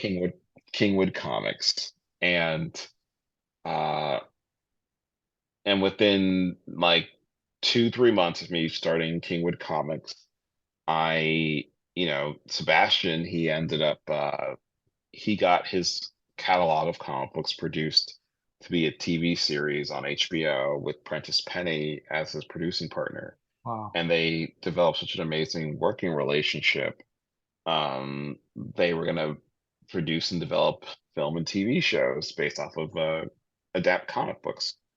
Um, so Sebastian had given my comic book to Prentice, and Prentice read it and loved it, and Mm, said, "Hey, we should find out what this guy's doing. yeah. Like, we should make his comic book into a TV show. It's ready." Yeah. And so, Sebastian, around this time, I had directed a commercial for Harriet Tubman Demon Slayer that you can Nice. find on YouTube. I'm And gonna have to go look for that now, man. That's yes, awesome. Harriet Tubman Demon Slayer commercial, and did it in 2020 on a shoestring budget, but it came out really well. That's awesome, And man. it, yeah, man, it was thanks to like a lot of my friends came through and helped me out, which I That's awesome. appreciated. Yeah. Um, got all the costumes because it was 1800s stuff, Yeah. and got all the costumes from this vintage clothing store. But yeah, and I was thinking, okay, this is gonna get millions of views. It looks really good, Yeah. and it ended up getting 200 views, and I was crushed. But this is a thing where it doesn't matter the number; it matters Yeah. the right people.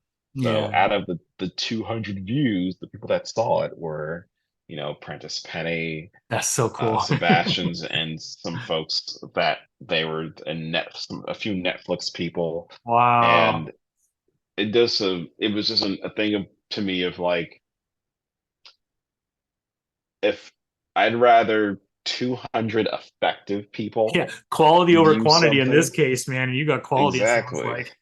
exactly, than 10 million people who can't really move the needle, who will just go, oh, that's cool, and keep Yeah. it moving, than 200 people who could be, that should be a TV show, or Yeah. that should be a video game, or that should be a toy line. Yeah. So, Sebastian just said like, hey, I think we should make it. Called me 2 weeks after the launch, and he said, hey man, I think we should make it a TV show. What do you think? I was like, yes. And I'm a big fan of Prentice Penny already because I love Insecure and I love Uh, everything that he's done. I think I've dealt with lots of people in Hollywood, but and no disrespect to them, but Prentice was the first person where I was like, oh, I'm a fan of the person, yeah. Yeah. and I know a lot about their work, and I was like really enthusiastic. Like, I'm very like business minded and like, hello, I'm David. But with him, I was like, yeah, it's so good to meet you. So so yeah, like yeah, with Prentice, we got along immediately and we hit it off, and I'm a big fan of him as a storyteller, and I think he was going to be, his deal with HBO was ending, Mm. and he was going to go elsewhere to make film and TV, and Insecure was ending. And I know, he was in talks with a few places, and he settled, not settled, but like, was offered something at Disney. Mm. And at first I was like Disney, but they made him an amazing offer. That's awesome. Um, but yeah, man. So signed up with him and Sebastian, and we've been developing Harriet Tubman Demon Slayer to be a live action hour-long TV series since That's so cool. 2021, and it's just been a journey of trying to find the right team, and then finding the right people to write the episodes with me, Yeah. and I'll be consulting on it, That's so cool, and man. then like all that stuff's happening, and then writer's strike. Yeah. Yeah. Well, I mean, it sounds like things are getting to a place where I'm hopeful that the strike might end in the next month or two. Either it's going to end in the next month or this is not going to end for a long time. But I feel like a lot of people are being hurt on both sides, and that's usually when they come together and come to a deal. So you hate to see people suffer. A lot of greed. You just got to figure it out, man. I don't understand. I don't know how Oh you could yeah. take someone's property, like you do a movie, and then they take your image of David and through AI, they continue to use you without paying you for. I mean, how is that even an argument? Like that makes no sense to me. Like that, I understand. That I get. Like I'm not involved. I know nothing about that industry, and a lot of people don't. And it's it seems like millionaires going after millionaires, but I don't think people realize a majority of the people in Hollywood, they're making under $100,000 a year, right? They're Oh extras, they're yeah. writers, and those are the people that are hurting the most, right? You have the Rock and stuff like that. They're going to be just fine through all this, right? They'll weather it and then they'll be back in doing their thing. But you got all these other people, the majority, by the way. And that doesn't even start with, the caterers and everything else. Like, I don't think you realize every set has food set out for all the actors and everything like that throughout the day. Those companies are struggling too, right? So it hurts so many people. They got to figure this out, man. And that's why I think it's Oh going to end yeah. soon, I would hope. Oh yeah. And to me, it's just like what the studios don't realize is, um, when it was just the writers, they were losing $100,000 um a week. And then when the actors joined it, and they were losing 150 million a month.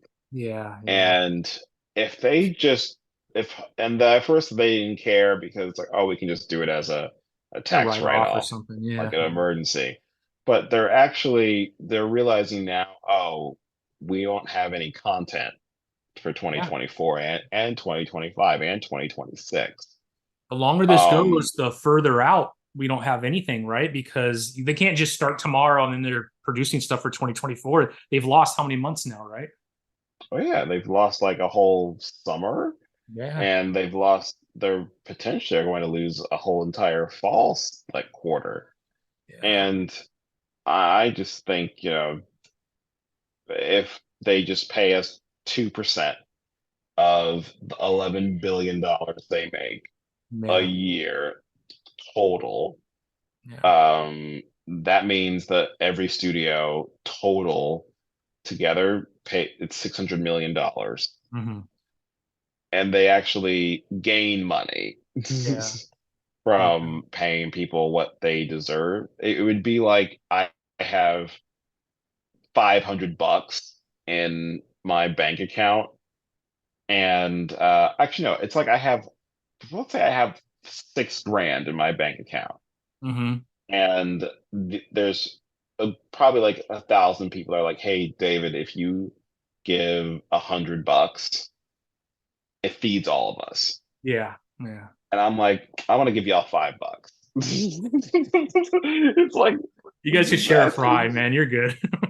yeah, it's insanely selfish, and I don't it's like, yeah, I hope they get it together. I think the only good thing about this, quote unquote good thing about this, you know, Disney and Marvel are going to Disney, at least with my thing, you know, Marvel and Star Wars, a lot of their new content is being pushed back. Yeah. Yeah. And it's on the news, so I can talk about it. Hulu is going to merge with Yeah. Disney Yeah. Plus, Yeah. and and they're going to kind of fast track and prioritize original content, because Hmm. whatever this new thing is called, Yeah. I think it should be called Who Dis. Um, but That's pretty good. I like that. thank you.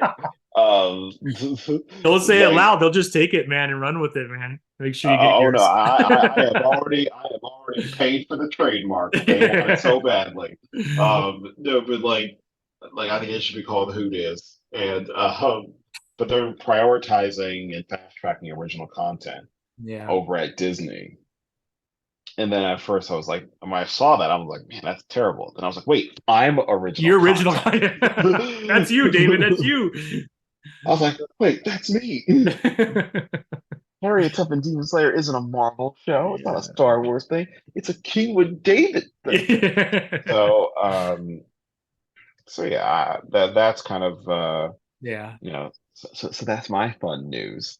That's amazing, though. I mean, how exciting. I think as a comic book creator, and not everybody has that dream, right, to have their stuff turned into a movie, but I have to think a large portion of comic book creators have a dream that, man, my comic would be received to such a certain extent that they would want to make it a live action or an animated series or something like that. And I only know of a couple people that have gotten this far, and you're one of them, David. Out of all the people and all the, I mean, that is amazing, man. That congratulations. I mean, what a great story, and it couldn't happen to a better comic book, man. Um, Thank you, man. I also think if it wasn't live action, I think animated would be pretty dope with this too. Yeah, Even well, like it's an fun. anime feel to it. I don't know. That's Yeah. just me, but with the sword fighting and everything, I feel Mhm. like I got chills just talking about it. I was thinking about this last night because I was watching One Piece on Netflix, which is Mm. so much better than I thought it was going to be quite honest. I think taking Yeah, anime that's what I've been and live hearing. action is kind of difficult. And we saw with Cowboy Mhm. Bebop, not great. So I was like, I hope they don't do the same thing to One Piece. And it's actually really good, by the way. But anyways, I'm diversing. I thought, man, this as an animated anime would be so amazing, man. The fight scenes already in the comic book are incredible. I don't know. That was just me too. I was just like, man, that would be awesome. Yeah, yeah. Like I originally was going to when I first had the meeting, like the first like onboarding launch meeting with Prentice and the team. In my brain, when he was signing up with Disney, in my brain, I was like, okay, animated thing, Yeah. because Yeah. it's Disney, of course. They Yeah. the royalty of animation, Yeah. Yeah. and they were very adamant that they wanted this to be a live action series That's awesome, man. That's awesome. to start. And like I'm not gonna be like, no. Yeah, of course not. I mean, I was like, that's no, I'm awesome. not making this. I'm like, for me, I wanted to make because we can always like because again, they explained why they want it to be live action Uh-huh. and and I forgot what they said, but it made Yeah. sense. Yeah, yeah. This conversation was in 2021, so I don't remember. But they explained like why they wanted to go at it live action, Yeah. and also we can always like do like in between seasons we can do fun little spin-off animated Absolutely. stories, Absolutely. like and I have fun little uh that are still connected to the show. Like, what if it's like a prequel series, Yeah. like a separate Harriet Tubman Demon Slayer adventure, or Yeah. even having like, oh, like what happens if Harriet meets? Well, I think that'll be live action, but like Harriet meets Dracula, Yeah. Harriet meets, just yeah, Abraham Lincoln's definitely going to be live action. Yeah. For sure. That's For that's sure. Civil War definitely going to be a live Has to be. action Yeah, thing. that would be dope live action for sure. Yeah. Yeah, yeah. So yeah, like And how they old is Harriet Tubman, do you think, as it starts? Like, what around her age do you think? yeah, I have it in the comic book. I wrote her to be in her mid 30s. Okay, yep. So she's like in the early days. I think Yeah. she's been leading the Enslaved to Freedom and Demon Slaying for like I want to say like 9 years of her Yeah, life. yeah. And so she's in like her mid 30s right Okay, yeah. now. So she's been doing this enough where she's like a veteran, but Yeah, she's yeah. still like fresh and like spry For sure, because yeah. Just getting into like her I prime, right? That's her prime. exactly because Yeah. I like one of the things because we met a lot of different like showrunners and producers who were going to write the show with me Mm-hmm. who were great. But I think the only thing that I was kind of against is they all wanted to make Harriet old. They wanted her Yeah. to be in her. They wanted to do the pictures we've seen of Harriet, Yeah, yeah, yeah. where she's like, where she's like in her 80s, 70s, and Yeah. 90s. Yeah. And I think one writer who's very talented and great, but Mm-hmm. I didn't agree with the take. Yeah. He wanted to do a thing where it takes place like 20 years after my comic book, Mm. and it takes place like in the early 1900s. and Harriet Tubman comes out of retirement for one final sleigh to help a little kid. And Yeah, I'm yeah. just like, that's not Harriet Tubman. No, no, that's somebody That's else. Logan. Yeah, yeah. Is like That's that. I'm like like, that's giving not. Nightwing powers to fly. Like it just doesn't make sense, man. Don't do that to Harriet Tubman. Yeah, it's like a Yeah, yeah, thing where, you know, and I'm all like, this is I was gonna say that's like giving Nightwing superpowers, or that's like yeah, giving Batman a bright suit, yeah.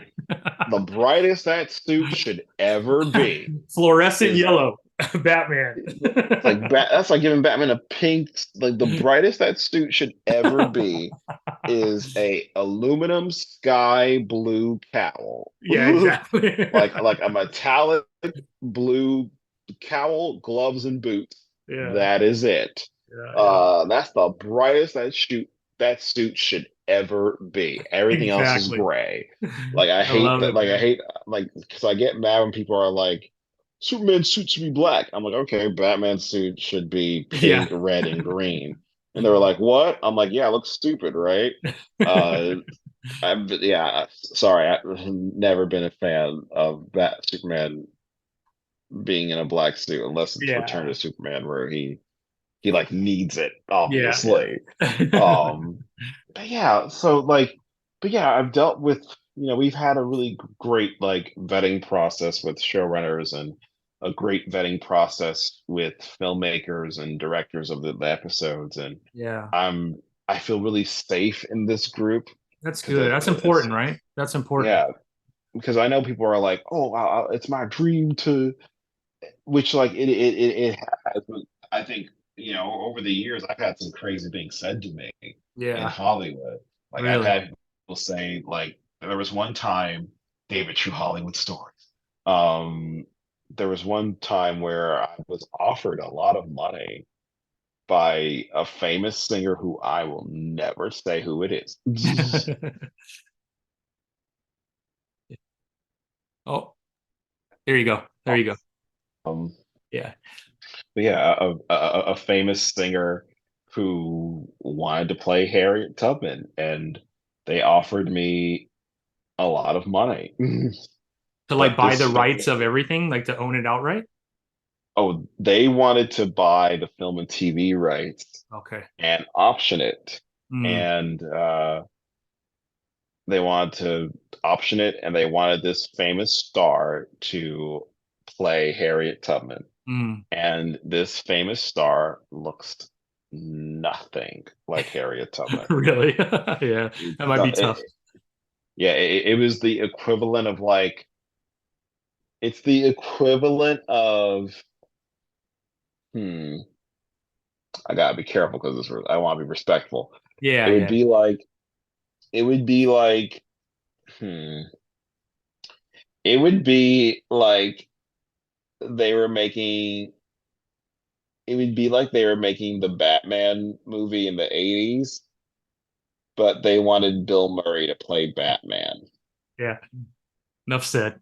I got it. Yeah, it was something like that Yeah. where it's like, yo, looks nothing like what I want Bruce Wayne to be. Yeah, Looks even more or less like what I want yeah. Batman to be. Yeah, yeah. Yeah, this is Even the not this is sound, even the sound of the voice would not make sense yeah, at all. yeah, even the sound. It's like Yeah. Michael Keaton, like, I think we all like I don't remember all the there's a lot of backlash, but like I don't remember, you know, I think for me it just I never Michael Keaton's fine. Yeah, But yeah. I don't know, I remember as a kid, I just was like, I'm like, that's not like everyone was like, I'm convinced he's Batman. But as a kid, I'm like, I grew up reading those comic books. I'm Yeah, like, I do not buy that this dude goes out at night and yeah. came Yeah, back from whooping ass. yeah. Like Christian Bale, I bought this dude Yeah, has yeah. the No intensity doubt about that one. Yeah. to train and fight. What's hilarious is Michael Keaton's in incredible shape and is Yeah. really fit like today. So Yeah. it's like when I watch that Flash movie, I'm like, yeah, I buy it. Yeah. Yeah, that, yeah. Well, when it Yeah, came that out in dude's the badass. 80s, right? I mean, that was, and there obviously you had Christopher Reeves, Superman. So there was movies before that, but I don't know, for whatever reason, it was so impactful when it came out. Now, I just rewatched them actually. And when I rewatched them, I was like, okay, Hmm. maybe they weren't as good as I thought they were when they first came out, but I don't know. Hmm. Yeah, I just think like um I just think like yeah, Christian Bale, not Christian Bale, like Christopher Reeve, there was just something like it had been a couple years since we had seen Superman Yeah. on screen, and it had been a couple years since we had seen Superman on screen, and we had never seen like Clark Kent and Superman be definitively like Yeah. different people. Yeah. Yeah. And like Superman, everyone always struggles with a lot of people struggle with Superman because they feel like that character would never really exist. Yeah. Or it's hard to believe this guy really exists. And Christopher Reeve, like I went back to go watch it, I was like, oh, I believe this dude. Like I just buy it. Yeah. Yeah. Because everyone's biggest problem now with Superman is like the Clark Kent thing, and everyone gets hung up on that. Yeah. Um, but like my version of Superman is this dude who's moving at the speed of sound, so no one's really gotten a close up glimpse of this guy because it's like oh I don't have time to do shit. Oh, like, I'm too Yeah. busy. Like I have a job. Yeah. Yeah. Like yeah, I saved 1 million people in Africa from drowning. I gotta fly to a whole ass other country. Yeah. And I have a report due. It's gonna take me 6 minutes to fly back Yeah. to Metropolis. Like I ain't got time to like do an interview. Bye. Yeah. Like moving. Yeah. And like that's how I justify the Yeah. whole Clark Kent Superman thing. Is like no one's going, oh, that guy is probably someone else. Like, oh, that dude's just Superman 24/7. Yeah. Yeah. Or then it's like, okay, well, what do you do if you're like, but it's like also like when Superman's saving you, it's a traumatic thing. So, so it's like you look at him, but you kind of like see this godlike Yeah. person, even Yeah. though he's just the most compelling thing about him is just he's just a guy. Yeah. He's Yeah. just a guy. Like what makes me excited about James Gunn is Hmm. that like I'm like sorry, Zach, but he gets it better. Yeah. Yeah. he Zack Snyder, I think he gets it on a aesthetic. This looks cool Yeah. Yeah. type of thing. He had a much Um, darker version of Superman too that doesn't align a lot with the comics.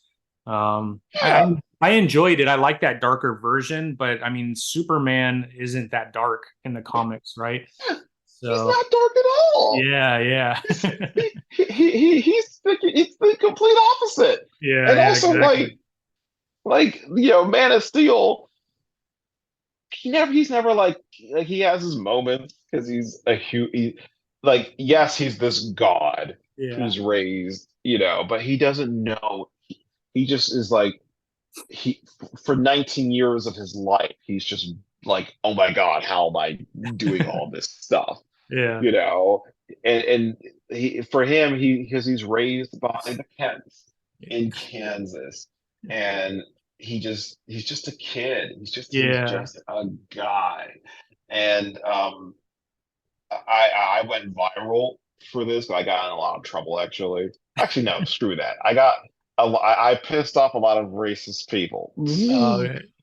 because I think I dare say, I think Jonathan and Martha Kent should be black. Really, yeah. I think Angela Bassett and Courtney B. Vance should be Jonathan and Martha Kent because, like, for like a multitude of reasons of like, you know, this man is being raised in what is now a Trump state. Yeah, yeah.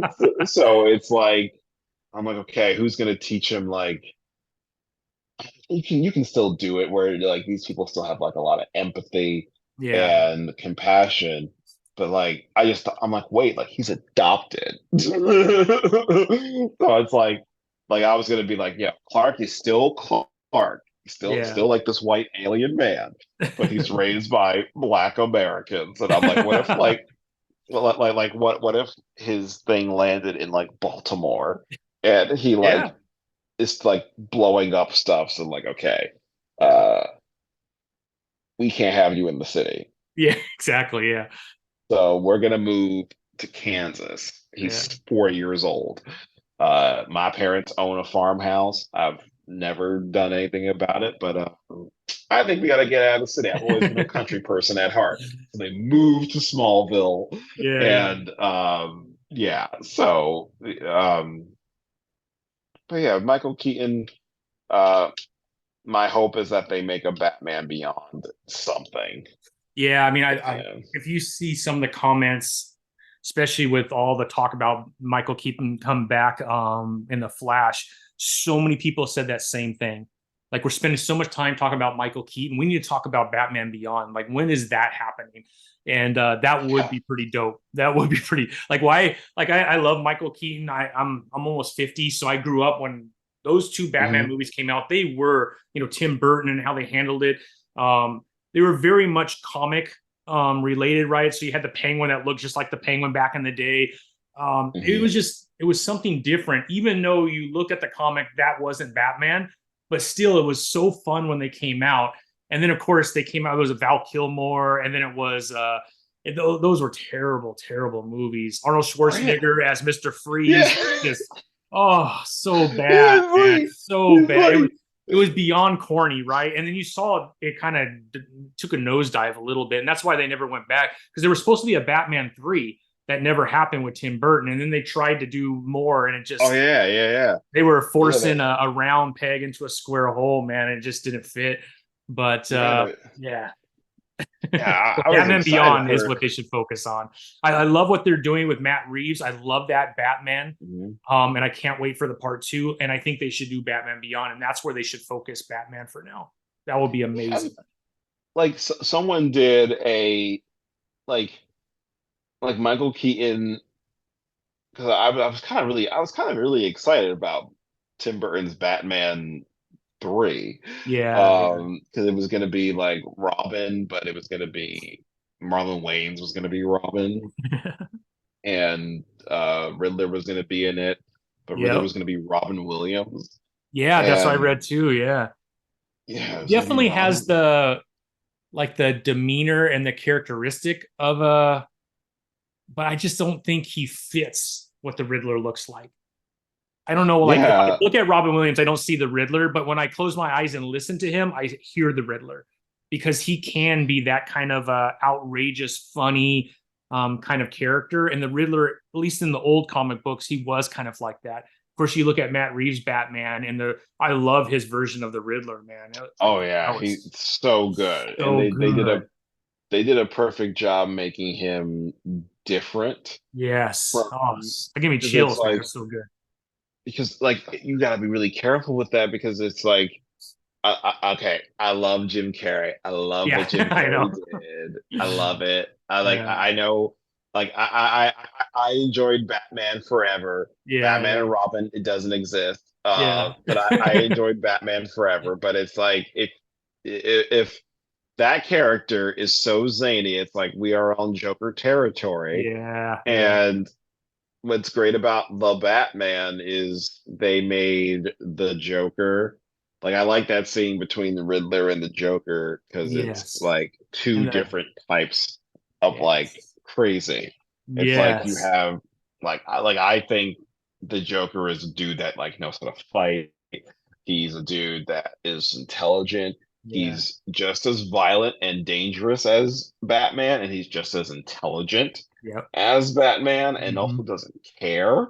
yeah, yeah, And Riddler is all like intellect and like I just recently like rewatched it where he's like my weapon is here.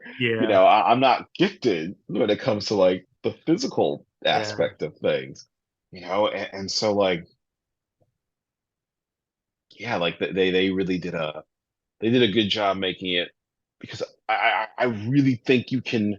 I'm repeating myself. It's with the Riddler. If you go one way too yeah, far, you're the Joker. Yeah. If you go one way, the other way, you're boring. Yeah. Exactly. Um, so you have to.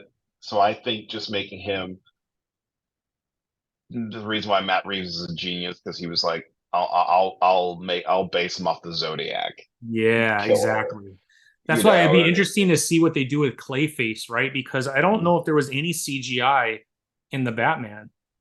yeah. I think the only CGI is like explosions with him Yeah. flying around and him like running down Hmm. with his batarang and his bat wing thing Yeah, yeah. gliding around. And that Yeah, there CGI is wasn't also much. done, yeah, not a lot.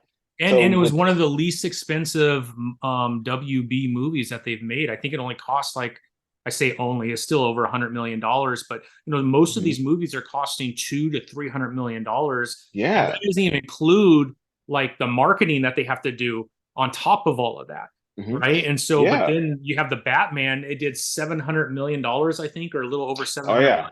And it was Did over. extremely profitable because it only costs 120, $140 million to make.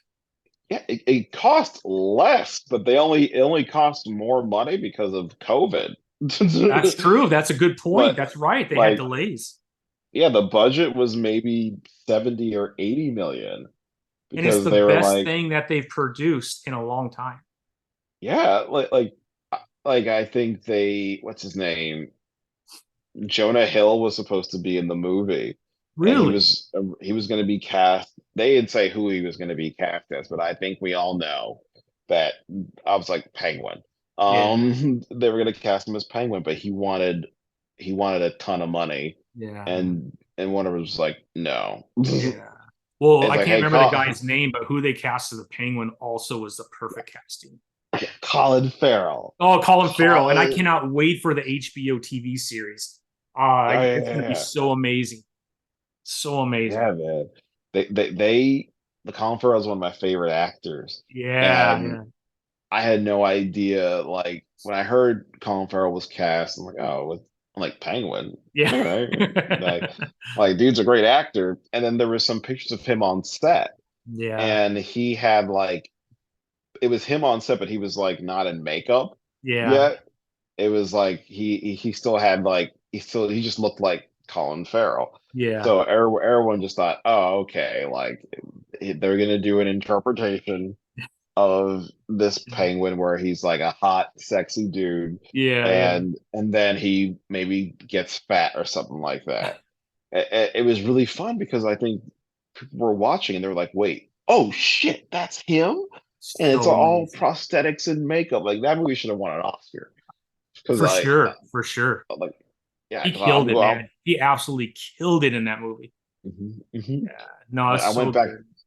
I went back just to I'm rewatching the Batman right now. I'm All on the right. part where it's a I'm on the third act where like the third act is my least favorite Yeah. of the movie for all the detective David Fincher, Seven and Zodiac and Chinatown things are the most Yeah. compelling part of the movie for Yeah. me.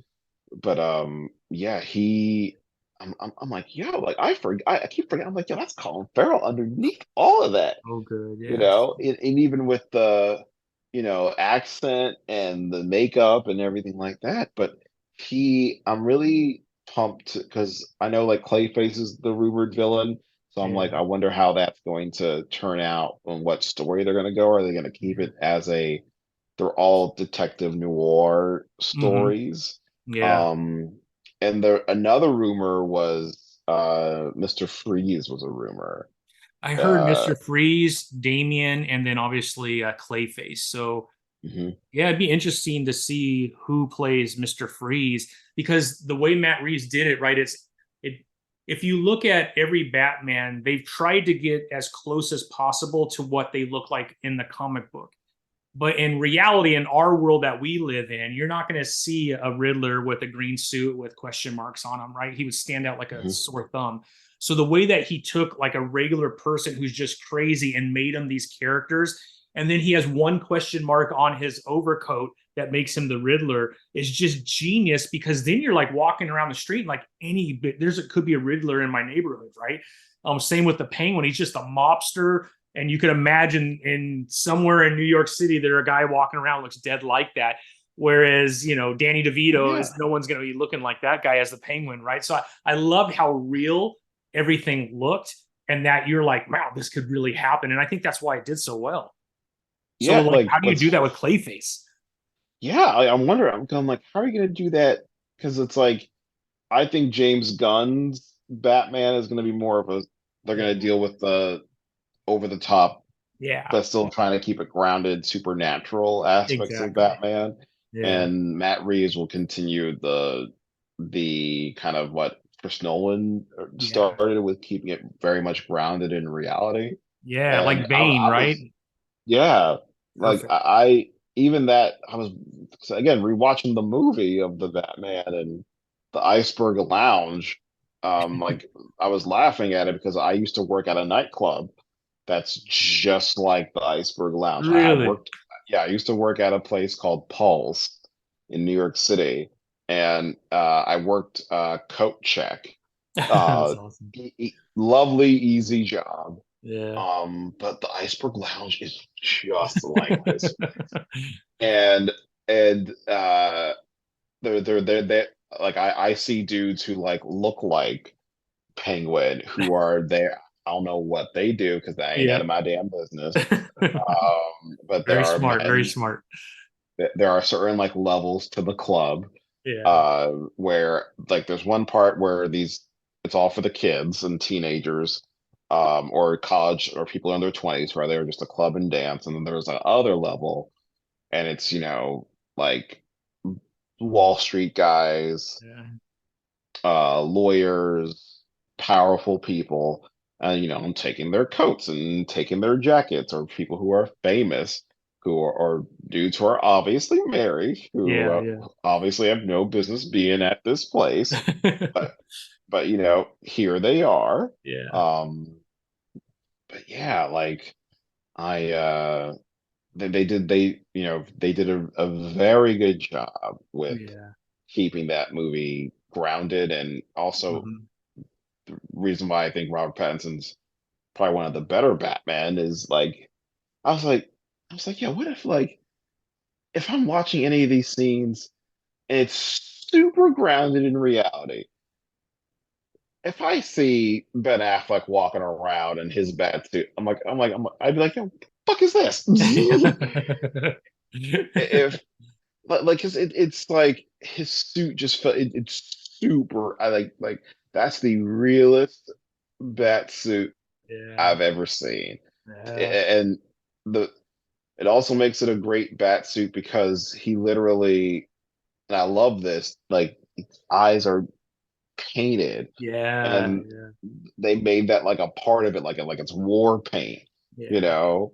Um, because like growing up watching the other Batman movies, I always kind of just laughed when like he's like, uh, "It's me," and then he Yeah. takes it off, and it's like, yeah, what happened to his eyeliner? Yeah. It's like he takes it off, Mysteriously and it's gone, like man. it's mysteriously gone. They do it was really bad in Yeah. Batman Returns, where like he's like, Selina, it's me, and then it's like, what? And then he has obviously Michael Keaton has the eyeliner, da da da da. You see his eyes, Yeah. you see the eyeshadow to make his eyes pop, and then Yeah. he's like, it's me. He's like, what are you talking about? And then he goes, and then but like when he goes like this, the eyeliner is gone. Gone. If you're like really watching, Yeah. eyeliner Yeah. is gone, and and then he and I hated that mask. He just like rips it off like it's rubber, and I'm like because it was like it was a cowl that was connected to his like entire Yeah. breastplate or whatever. So you know, he's like, we all wear masks, Lena. I was like, oh, fuck off. This is stupid.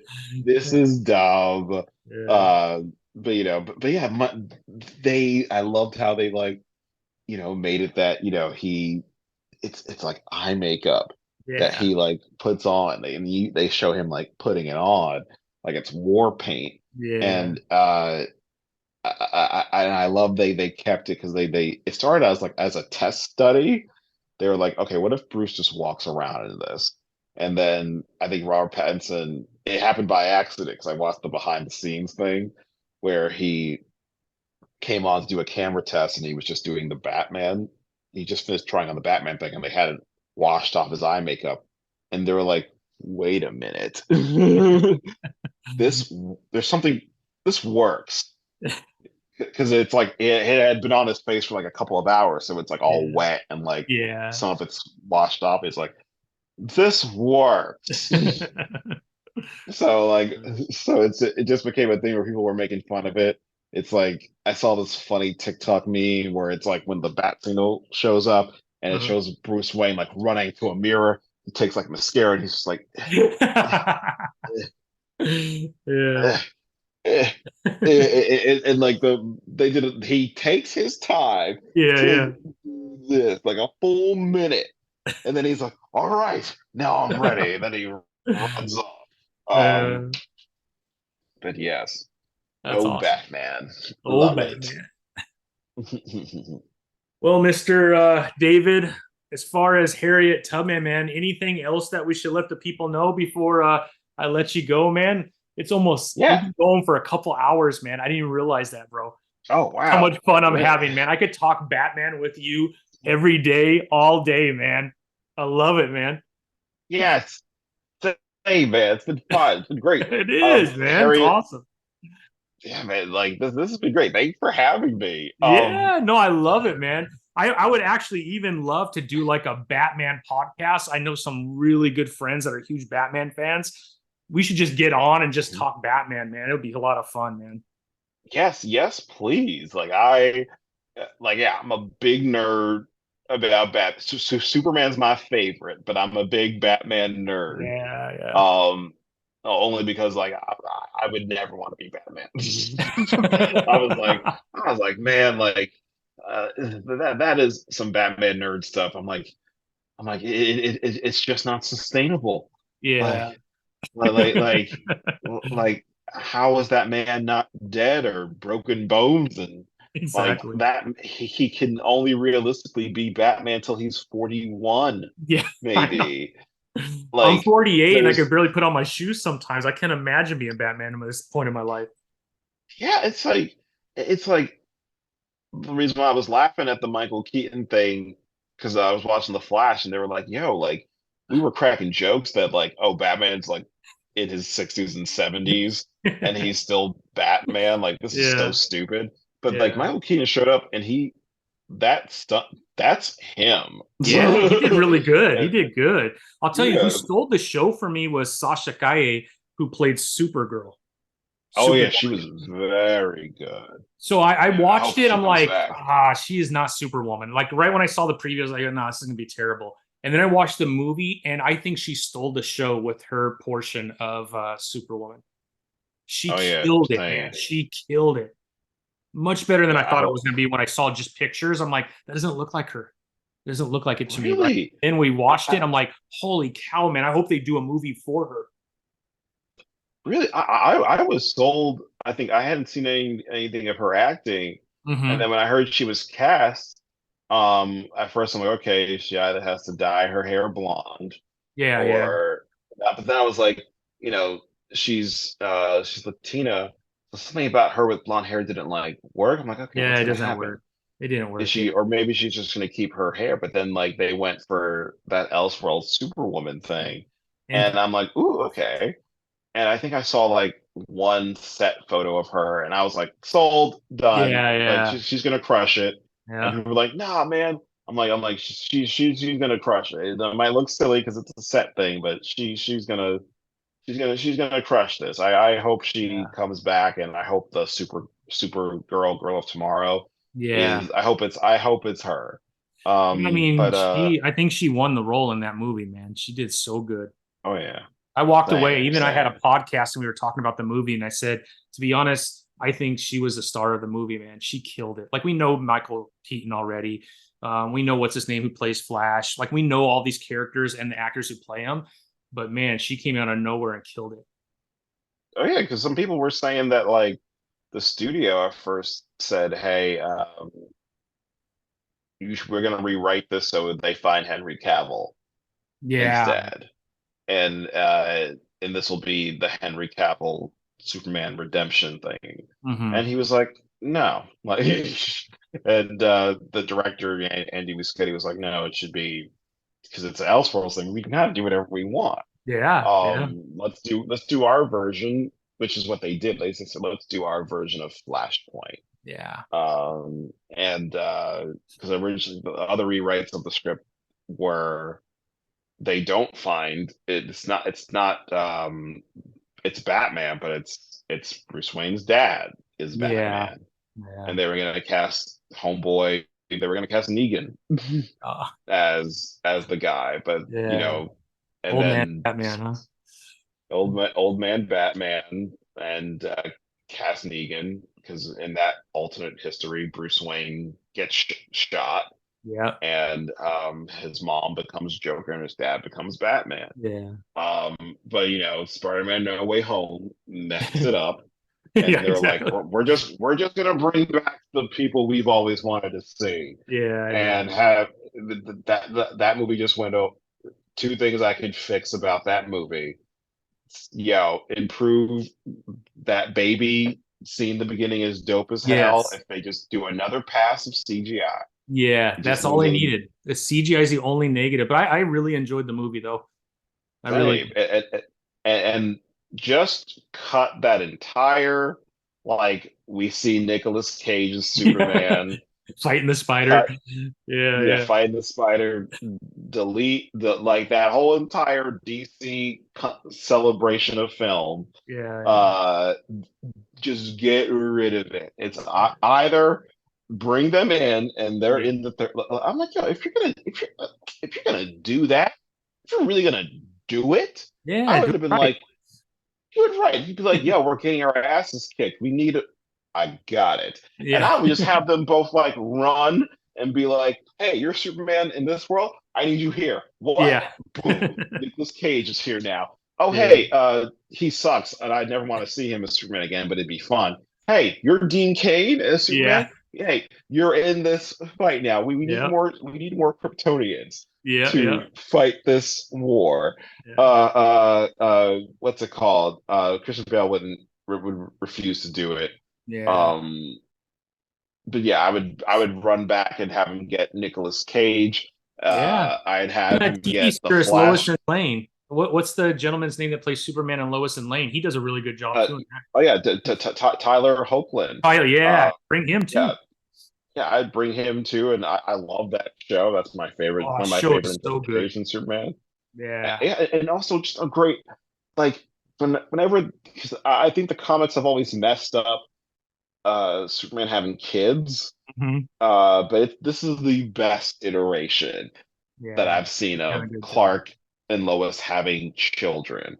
I mean, it's Um, so good that even though it got canceled, they re-upped it again for a fourth season when they've canceled I mean, WB's pulling back everything because of the strike and who knows mhm, all the other political things that are going on within the WB. I think they're genuinely hurting right now because I think they've lost $1.2 billion in film this year just alone. So, mhm, mhm.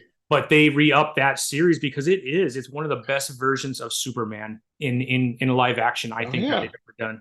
Yeah. Oh yeah. And like the showrunners, like I'm kind of sad because this is like the fourth.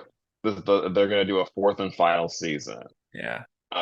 Because it's like the third season ended on such a Yeah, cliffhanger. exactly. It's like it's like you cannot Yeah, cancel it there. exactly. It's like do do 13-hour long episodes for season 4. Yeah. But the showrunners were like, yeah, we had stuff planned until the boys graduate college. Yeah. Which I would have loved to have seen, but they're like, hey, there's going to be a new Superman, and the Yeah. way DC likes to do things, they don't like to have a Superman movie and a TV series all going at the same time.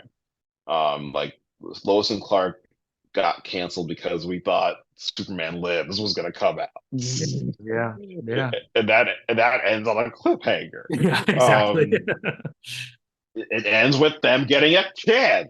Yeah, yeah, Um, but like I I have a lot of hope that this new phase of James Gunn is yeah. going to be solid because I haven't hated anything James Gunn has done. That's the reality, And right?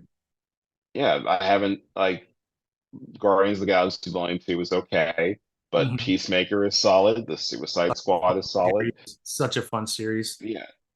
Oh yeah. And like Guardians 1 and 3 are solid. Mhm. And he's doing it. And also you have a dude who's a legit comic book fan Yeah, no, he who knows grew the up. canon. He knows these characters. Even Suicide Squad was pretty good by him. I enjoyed it. Oh yeah, I really like him. People are like, well, Snyder's movies made more money. I'm like, all of James Gunn's films They did and pretty. slate has all they've all opened during a pandemic, Yeah, and they're also the best reviewed from what yeah, I've seen.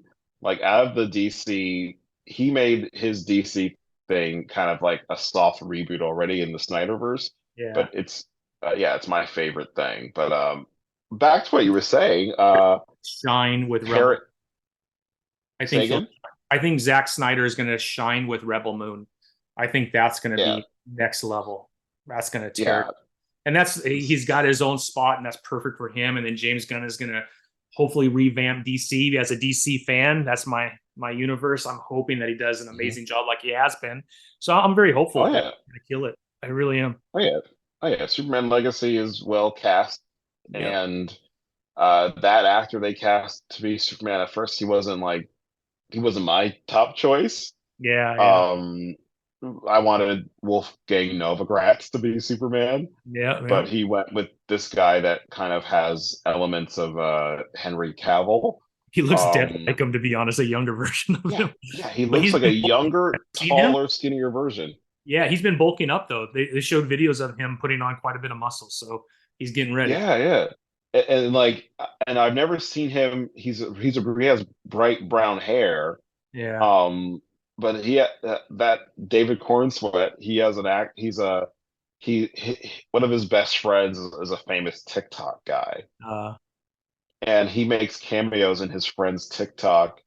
Uh, one of his best friends, he's like this weird zany TikTok dude he says fit check, and and David Cornsweet has always had a cameo in it as his awkward friend in the background. yeah, yeah, And usually he's always like looking awkward and weird in the background, but I liked it that these last I think maybe a couple months back because you can tell he's auditioning for yeah. Superman because he's wearing a hat in uh, the videos, and it's really? like very eagle-eyed. It's like, oh wait, he has jet black hair.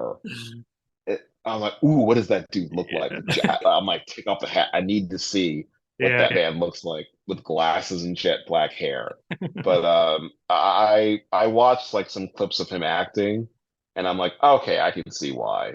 yeah, He feels and sounds more like Superman than Henry Cavill. Henry Cavill, it always felt like it felt too clean because hmm he's British and he's trying to be yeah. um From middle Kansas, America from Middle America. Kansas, where David Cornsweet just is the guy. He's from like a small country town in Connecticut, Yeah, and is a nice and also is like a nice guy because you just gotta make him a regular dude, kind of dorky, and yeah, just make him normal because he just wants to be normal. yeah. But yeah, as far as Harriet Tubman Demon Slayer goes, issue one is now out and in stores Amazing, nationwide. Thank incredible. you, thank you, thank you. Yeah, It's in development to be a TV series on Disney with Prentice Penny and Sebastian Jones as the producers. Issue two is going to drop nationwide next month, October 13th. yeah. And yeah, it's just going to be an ongoing comic book. Um, and I'm really happy with this partnership with Massive because they've been the distribution arm for it. and they've, because before I was distributing this book from my 2010 Mazda, Exactly. and now that we're flowing through Diamond and Simon Schuster, this has been able to reach a couple thousand comic book shops. And like, what was the name of the bookstore in your town? It's called Diggers Comics and Collectibles. And Like, he's I had no idea. That's amazing. yeah, Diggers. It's like this little tiny character. So our Ambrose, well, I'll give him a little plug. Ambrose is the owner of Diggers. And Okay. I called him up a couple days ago and I said, hey, you wouldn't happen to have ordered Harriet Tubman? He goes, oh, yeah, I ordered it and I read it and I thought it was really good. So I was glad that he read it. But he's been ordering everything from Massive because they're a fairly new publisher. And so he Mhm. wants to give everything a chance. And those things that don't do good, just like any other comic book store, he won't carry anymore. But yeah, he's been ordering everything. And I was so excited because I was going to have him order it anyways through the preview book. He goes, no, I already got it ordered. I'm ordering it. And he goes, somehow he got an early copy and he said, I read it and I thought it was really good. So Oh, awesome. here in this That is little town named Hemet, which no one knows where we're at, man, our little local comic book store. You walk in and right when you walk in, he has this one stand with all new first issues. Like this is the first appearance or first issue of this comic, and you were front and center, my friend. and that makes me feel great, man. Because like, um, Massive, they told me just like the numbers and Yeah, like usually the first print edition is, sometimes you can live or die. for sure. At first I wasn't going to pay attention to what the first prints were because I'm just like, yeah, my comic book's been around for a while. It's been not in like thousands of stores like it is Yeah. now, but it's been in like people know what it is. Mm-hmm. So no one knew how it was going to do. Right. So I think for this, we're like, hey, it's nationwide. Here are some variants. And, I can't say too much about numbers, but Yeah. the first print did higher than Teenage Mutant Ninja Turtles and did higher than The Walking Dead in its first Wow. printing. And so I was like, oh, and they're like, yeah, we're gonna do a second printing of it because your book's been selling out in a few places. And I That's was so like, cool. oh, and I'm just grateful because there's been like a lot of long nights and a Yeah. lot of like, um, when you make comic book, you just hope the thing gets made, Yeah. and you hope it gets made well, Right. and then when you're exhausted, you're like, shit, I hope people enjoy it. Yeah. Yeah. Um, and yeah, like this has just been a labor of love since 2015. It was never a thing where overnight, um, people say like, "Oh my God, it's Harry Tubman." When I'm at conventions, they see like, "Oh, Harry Tubman Demon Slayer. What Yeah. is that? I've never heard of it before." And I've been like, "Oh, this has been my life since 2015." Yeah. Um, yeah, I'm not, again, I'm just really grateful and just really happy that people are buying it. Not people are not just buying it; they're actually really enjoying it. Yeah. And you know, but yeah, issue two, I think the first six chapters are gonna come out monthly, and I'm gonna start production on chapter seven and eight next month. Yeah. And Aletha Martinez and Stephen Harris are gonna draw those issues. And yeah, I'm just gonna keep making this comic book. Yeah. I think I have 200 chapters in me. Wow. Um, I'm not going to do what Robert Kirkman does, where he's like, I'm going to end it on 190, 197, or I'm gonna end 140. it on one You couldn't do one. like six more just to be at 150. Oh yeah, like actually no, he came out and said because Tom McFarlane was making fun of him, Yeah. because He Tom should be McFarlane made did. fun of. Yeah, he's like, why did you end this on 144? And then he said something cool, Oh yeah. and that makes me go like, ooh, he's gonna do something. He's like, oh, because if I want to come back, maybe when a movie or a TV show comes out, I can do like what is it? It's 144. He's like, I can do a 5 or 6 chapter like limited Oh, yeah. series That's a good point. just to just to tell another story. But it's like, yo, where else are you gonna go with that story? Like Mark is, Happily married, 500. you just kind of like everything's Like so He's nice. happily married. He's in his 40s. Yeah, you got a couple Um, kids. yeah, he has two kids. Maybe I don't know he what his goes though. daughter's name is. What's up? Maybe that's where he goes though. Maybe it's the kids in that six. Oh yeah, I yeah, think because that's where it goes. his daughter. Well, actually, no, he's much older because I think it ends with Eve being like 80 years old and she's all decrepit and she explodes into pink and then she's like, "All right, I'm back to being 30 again." Yeah. Um, so I think that he's going to during the season finale of the animated series, the series finale. Yeah. I think they're going to do 8 seasons of that show, and toward the end of the animated series, he's going to like Yeah. release something, I and mean, I this think is it'll a be business, right, David? This is a business. He's a businessman. He knows how to make money. As popular as season was, that they've wanted a fast track season two because it was so popular and they don't want this big gap where they start losing interest. Money talks, man. I cannot see him waiting too much longer before something comes out with another oh comic book, yeah, right? It's just like it's too prime and too many oh new yeah, like exposed. oh yeah, like because it's like you have so much. I know that they're going to do a live action Invincible Mm-hmm. movie, or maybe he'll wait till the movies come out That's because true.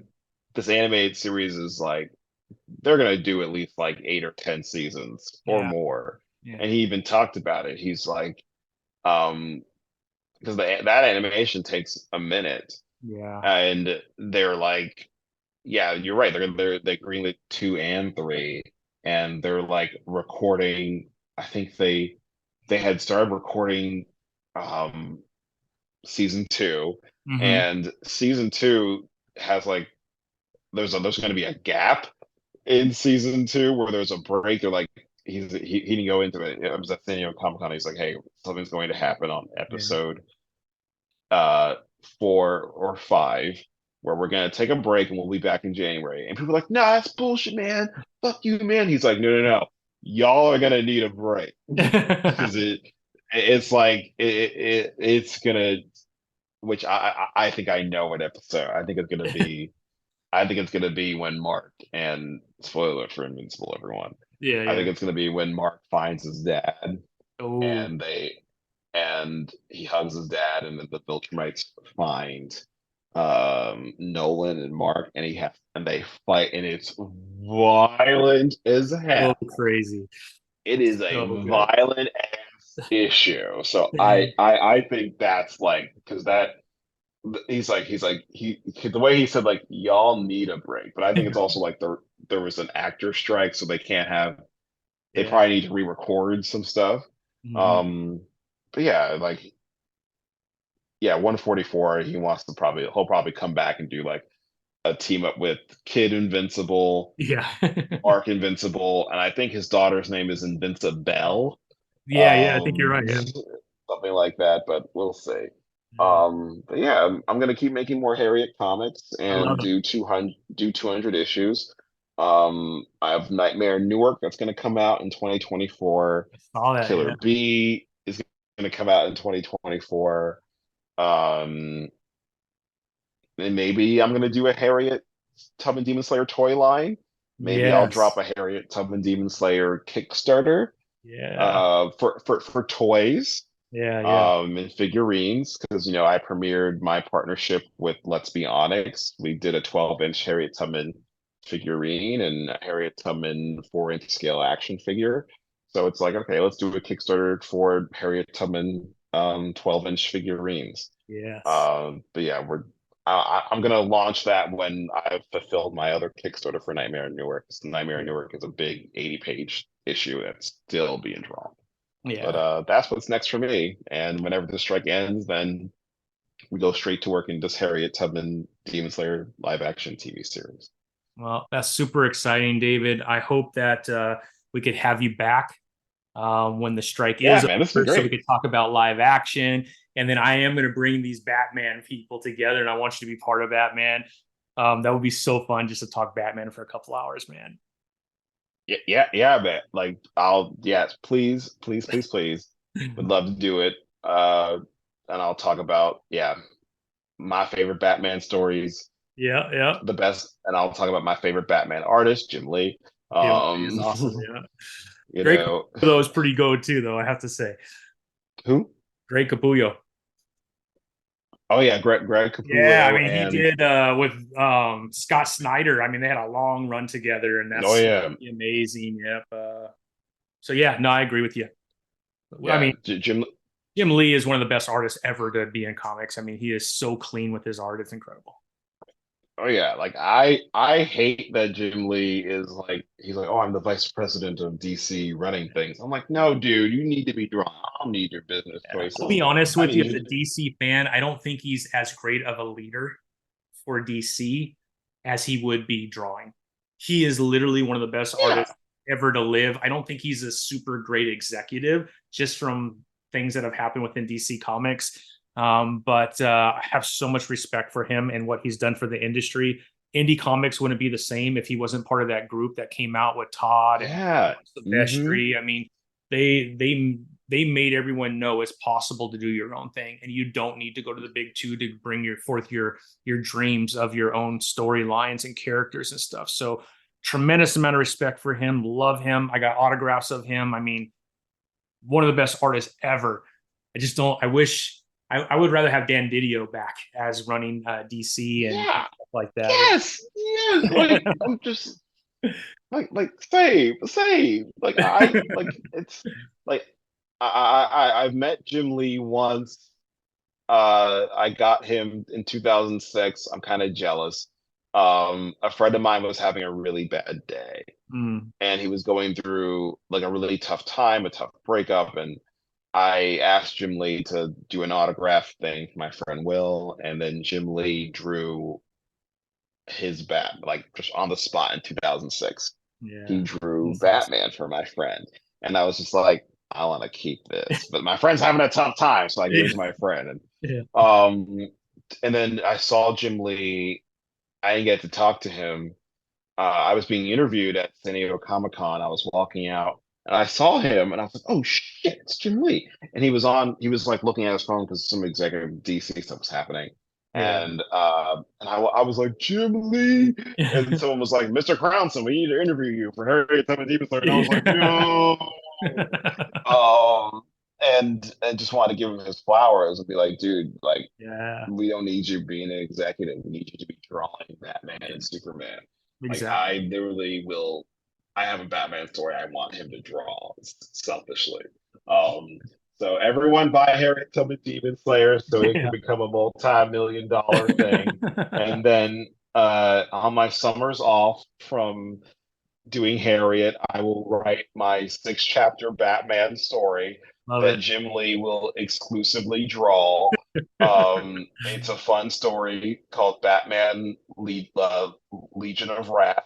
It's a Yeah. fun story, very fun story about assassins who are killing people in Gotham. And spoiler alert for this comic book, Batman finds the 2 assassins, and it turns out it's his parents. And because someone made a joke, they were like the only people who stay dead in comics are Uncle Ben and Bruce Wayne's parents. And Exactly. And like I got to bring I was them like, back just to prove them that that's not true. yeah, let me just break. But yeah, I had a thing where the Talia al Ghul takes Bruce Wayne's parents' corpse and they put them in the Lazarus pit, and Uh, it reanimates them, but they're back, but they're crazy, and they become assassins and all that wow. He stuff, has and to they're take trained by out the his League own of Shadows. parents. And Yeah, he has to take out his own parents, and that's awesome. it's like a thing for him. Yeah. Yeah. Um, Actually, no, I think I ended it. I ended the comic with he goes with his parents. His parents run the League of Shadows, Mm. and they come back to Gotham, and he's like, yo, Alfred, you coming? Yeah. Bye, he's like, bye, Barbara, bye, Tim. I got my family Yeah. back. Yeah. And then, but it turns out he's just doing it as a decoy. And he knows he has to kill his parents. That's But crazy. but yeah. Anywho, that's my Batman story.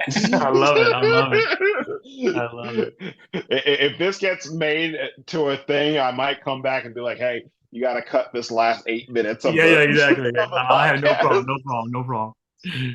All right, Mr. David. Thank you so much, man. I can't tell you how much I enjoyed the time with you, and I hope we could do this again very soon, my friend. Yes, please. Tom, thank you so much for having me. And this has been a blast and it's been fun.